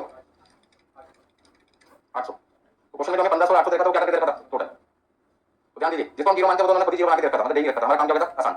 अब क्वेश्चन में क्या इन्फॉर्मेशन अदर रखिए, पॉइंट नंबर 1 क्या पूछे, compute the cost driver allocation percentage, क्या पूछे, कॉस्ट ड्राइवर एलोकेशन परसेंटेज, ये क्या चीज होगी भाई, cost driver allocation percentage, cost driver allocation percentage क्या चीज है, एलोकेशन का मतलब बांटना, एलोकेशन का मतलब बांटना, कॉस्ट ड्राइवर का मतलब जो बेस हम लेके चल रहे हैं उसकी परसेंटेज ढूंढनी है। तो सबसे पहले ध्यान दीजिए, मान लो सपोज करते हैं एडमिनिस्ट्रेटिव डिपार्टमेंट का खर्चा, इस क्वेश्चन में कौन सा है, फैक्ट्री ऑफिस, 2 मिनट के लिए समझो, फैक्ट्री ऑफिस का खर्चा मान लीजिए सपोज करते हैं 20:30, एज्यूम करवाने के एग्जांपल लेके चलता हूं समझाने के लिए, 1:0 इसको मान लीजिए कितना है 50 है, ऐसे कुछ। तो ये रेशो कितनी बनती है, 2:3 0:5, ये रेशो कितनी बनती है 2:3:0:5। तो कहते हैं इसको रेशो में मत बोलो, किसमें निकाल दो, तो परसेंटेज कैसे निकालोगे, 2/10 इंटू 100, 3/10 इंटू 100, 0 तो 0 रहेगा, और 5/10 इंटू कितना रहेगा 20%, 30%, 0, 50%, बस समझ आ गया। तो पागल बना दे, सीधा सीधा बोले तो पागल क्यों बना दे, जो काम हमारा रेशो से चल रहा था वो काम कहते हैं रेशो के किससे करो, परसेंटेज से करो। मतलब यदि मैं किसी खर्चे को 1:1 के रेशो में बांटा था फॉर एग्जांपल, लेकिन ऐसा मत बोलो, ये तो सिंपल हो गया, ऐसे बोलो 50% 50%, समझ लगे, मतलब जैसा चाहते करना पड़ेगा ना। तो क्वेश्चन के रिक्वायरमेंट क्या है, वो कहते हैं रेशो मत निकालो, रेशो को किसमें कन्वर्ट करके दिखाओ, परसेंटेज में। आगे देखो क्या लिखा है, then use this percentage to allocate the survey department cost using direct method. इसका मतलब क्या हुआ कि जो पहली परसेंटेज निकलेगी वो कौन सा मेथड से निकलेगी, डायरेक्ट मेथड। और डायरेक्ट मेथड की असम्पशन क्या होती है, सर्वे डिपार्टमेंट को कंसीडर नहीं करना, सिर्फ किसको लेना है, प्रोडक्शन डिपार्टमेंट। इसका मतलब क्या हुआ, इसका मतलब क्या हुआ कि जब मैं परसेंटेज निकालूंगा तो केवल इन दोनों को कंसीडर करूंगा डायरेक्ट मेथड में, जब मैं परसेंटेज निकालूंगा डायरेक्ट मेथड में तो केवल इनको कंसीडर करूंगा, इनको कंसीडर करके बाकी को मेथड कौन सा लेके चलना है, डायरेक्ट मेथड। तो डायरेक्ट मेथड वो मेथड होता है जहां पर हम केवल किसको कंसीडर करते हैं, प्रोडक्शन डिपार्टमेंट। उसका मतलब 1080 और 270 का टोटल कितना आएगा, 1080 और 270 का टोटल कितना आएगा 1350। तो परसेंटेज निकालने के लिए क्या करोगे, 1350 इंटू 100, और 1350 इंटू 100 20% आएगा। तो परसेंटेज कितनी आ गई, 80% और 20%। लिखना नहीं है, लिखना है टोटल कितना बना, देखो ऐसे करना। तो ये सॉल्यूशन का फर्स्ट पार्ट हो गया ना, computation of cost driver allocation percentage कौन से मेथड से, यूजिंग डायरेक्ट मेथड। तो डायरेक्ट मेथड की पहचान क्या है कि आपको सर्विस डिपार्टमेंट को भूलना पड़ता है, देखना भी उसकी तरफ, सिर्फ किसको लेना है, प्रोडक्शन डिपार्टमेंट। तो प्रोडक्शन डिपार्टमेंट में एक तो स्नो मोबाइल इंजन है, दूसरा कौन सा है, बोर्ड इंजन। और टोटल आपके पास कितने आ गए 1350, और यहाँ पे कितना आएगा 760। अब परसेंटेज निकाल लो, परसेंटेज कैसे निकालोगे, 1080 divided by 1350, 270 divide by 1350 into 100 equal to 80% और कितना हुआ 20%। मतलब ऐसे कह सकते हैं 1080 और 270 को क्या कहते हैं, रेशो में मत यूज करो, किसमें यूज करो, परसेंटेज। मतलब जो खर्चा इस रेशो में बांटना था उसे इस रेशो में ना बांटकर किसमें बांटो, 80% टू 20%। मैंने कोई फर्क पड़ता है, लेकिन तरीका क्या है, अलग देखने में। एक प्रॉपर्टी की 2 भाई थे, मैंने कहा आधा बांटो, नहीं नहीं 50% 50%। मैंने कहा 1 बांटो कहते नहीं, नया तरीका चाहिए, मैंने कहा 50% 50%। उनका दिल जीत गया हमारा, नया तरीका बता दिया आपने, कोई मिला के टाइम पास हो रहा है, ठीक है। अब क्वेश्चन के जैसे डिपार्टमेंट की करके आपको कैसे आना पड़ेगा, समझ लो। अब यहाँ परसेंटेज कितनी आ गई 570 डिवाइड बाई 760 और 190 डिवाइड बाई 760, बताओ कितना कितना लिखूं, 75% और 20। जब आप अपना आंसर निकालोगे तो वहां टेबल बनाओगे, तो टेबल में आपको 1080 इसको 270 नहीं लिखना, क्या लिखोगे 80% इसको 20%। तो टेबल बनाते टाइम रेशो नहीं लिखते, तो 1080 इसको 270 इसको 0 0 लिखते हैं, वो नहीं लिखना। अब क्या लिखोगे 80% इसको 20%। फोटो कितनी है लिखना है, क्या चाहते हो, फोटो खींचो, जो लिखना चाहे लिखो, जो फोटो खींचना चाहे फोटो खींचे। अभी हम रखते हैं सब बहुत, समझो ये बिल्कुल लास्ट के 15 मिनट जो एग्जाम में मिलते हैं ना, जिसमें आपकी स्पीड सुपर होती है, जबरदस्त होती है। आप दम रखो कि 15 मिनट में पूरा 2 घंटे का पेपर कर देंगे, सर 5 मिनट और दो, हम 5 मिनट और दो, 3 घंटे 180 मिनट में हो नहीं पा रहा, अपने 5 मिनट में क्या करने वाले, सर 2 मिनट, 5 तो ज्यादा से 2 मिनट दो, ये वही 2 मिनट मैं आपको दे रहा हूँ, इतना सारा पेपर करने वाले। यहाँ पे समझ में आ गया सबको। अब आंसर कैसे दिखाएंगे, बी पार्ट का, बी पार्ट मतलब टेबल जो बनानी है जिसमें एलोकेशन करना है, वो ये इस टेबल में हमको कौन सा मेथड आंसर दिखाना है। और डायरेक्ट मेथड में अभी तक हम रेशो लिखा करते थे, क्या लिखते थे रेशो, याद है रेशो कैसे लिखते थे, 1080 इसको 270 इसको 0 0, वो कहते ऐसे नहीं लिखना, ऐसे नहीं लिखना, पसंद नहीं हमें, क्या लिखो 80% 20% 0 0, कोई फर्क पड़ा हमारी पे। यानी 3 लाख को बांटो 80% और कितना, यानी 2,40,000, परसेंटेज कितनी लिखनी है 75% 25% 0 कितना लिखेंगे 1,80,000, यहाँ लिखो क्या कितना लिखें 10,20,000, 18,20,000। यानी समझ में आया सबको, हम कहते हैं परसेंटेज में आपको लिख दिखाना बस। तो अभी ये आपका बी पार्ट हो गया, फर्स्ट का बी पार्ट। यानी सेकंड पार्ट क्या बोलते हैं, किससे करके दिखाना है, नॉन एसेट पेपर। अब नॉन एसेट पेपर की कहानी क्या टेंशन चलती है, उसमें रैंकिंग कहीं होती है, कैसी होती है। अब रैंकिंग के दो तरीके, या तो परसेंटेज के बेस पे करो या तो 20 के बेस पे करो। इन्होंने क्या मांगा परसेंटेज, क्या मांगा परसेंटेज, तो परसेंटेज निकालनी पड़ेगी, परसेंटेज निकालनी पड़ेगी, निकालनी परसेंटेज, नोट करना चाहते हो कर लो फटाफट से।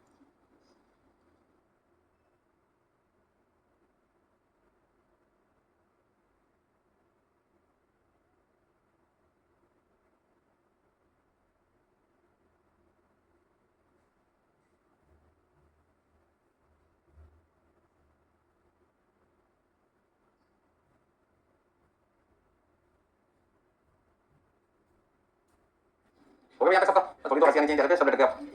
ये देखिए, चलिए नेक्स्ट पार्ट आपके पास क्या था? रैंकिंग करने किसके बेस पे? जरा एक बार किस पे? रेसिप्रोकल पे। रेसिप्रोकल मेथड की सबसे बड़ी प्रॉब्लम क्या है? हमें क्या करनी पड़ती है? रैंकिंग।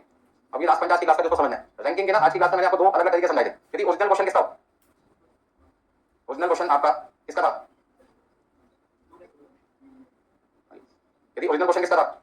नॉन रेसिप्रोकल का। तो उस केस में जब हम रैंकिंग करते हैं तो हम यहाँ पे क्या लेते थे? नंबर ऑफ किसके बेस पर रैंकिंग करते थे?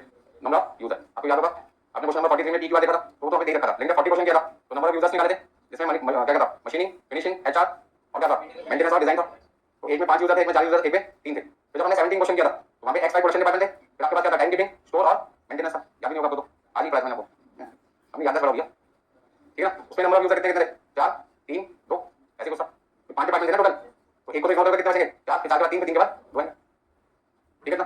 चलिए, तो यहाँ पे सबसे पहले बात करें किसकी? ओरिजिनल क्वेश्चन किसका था?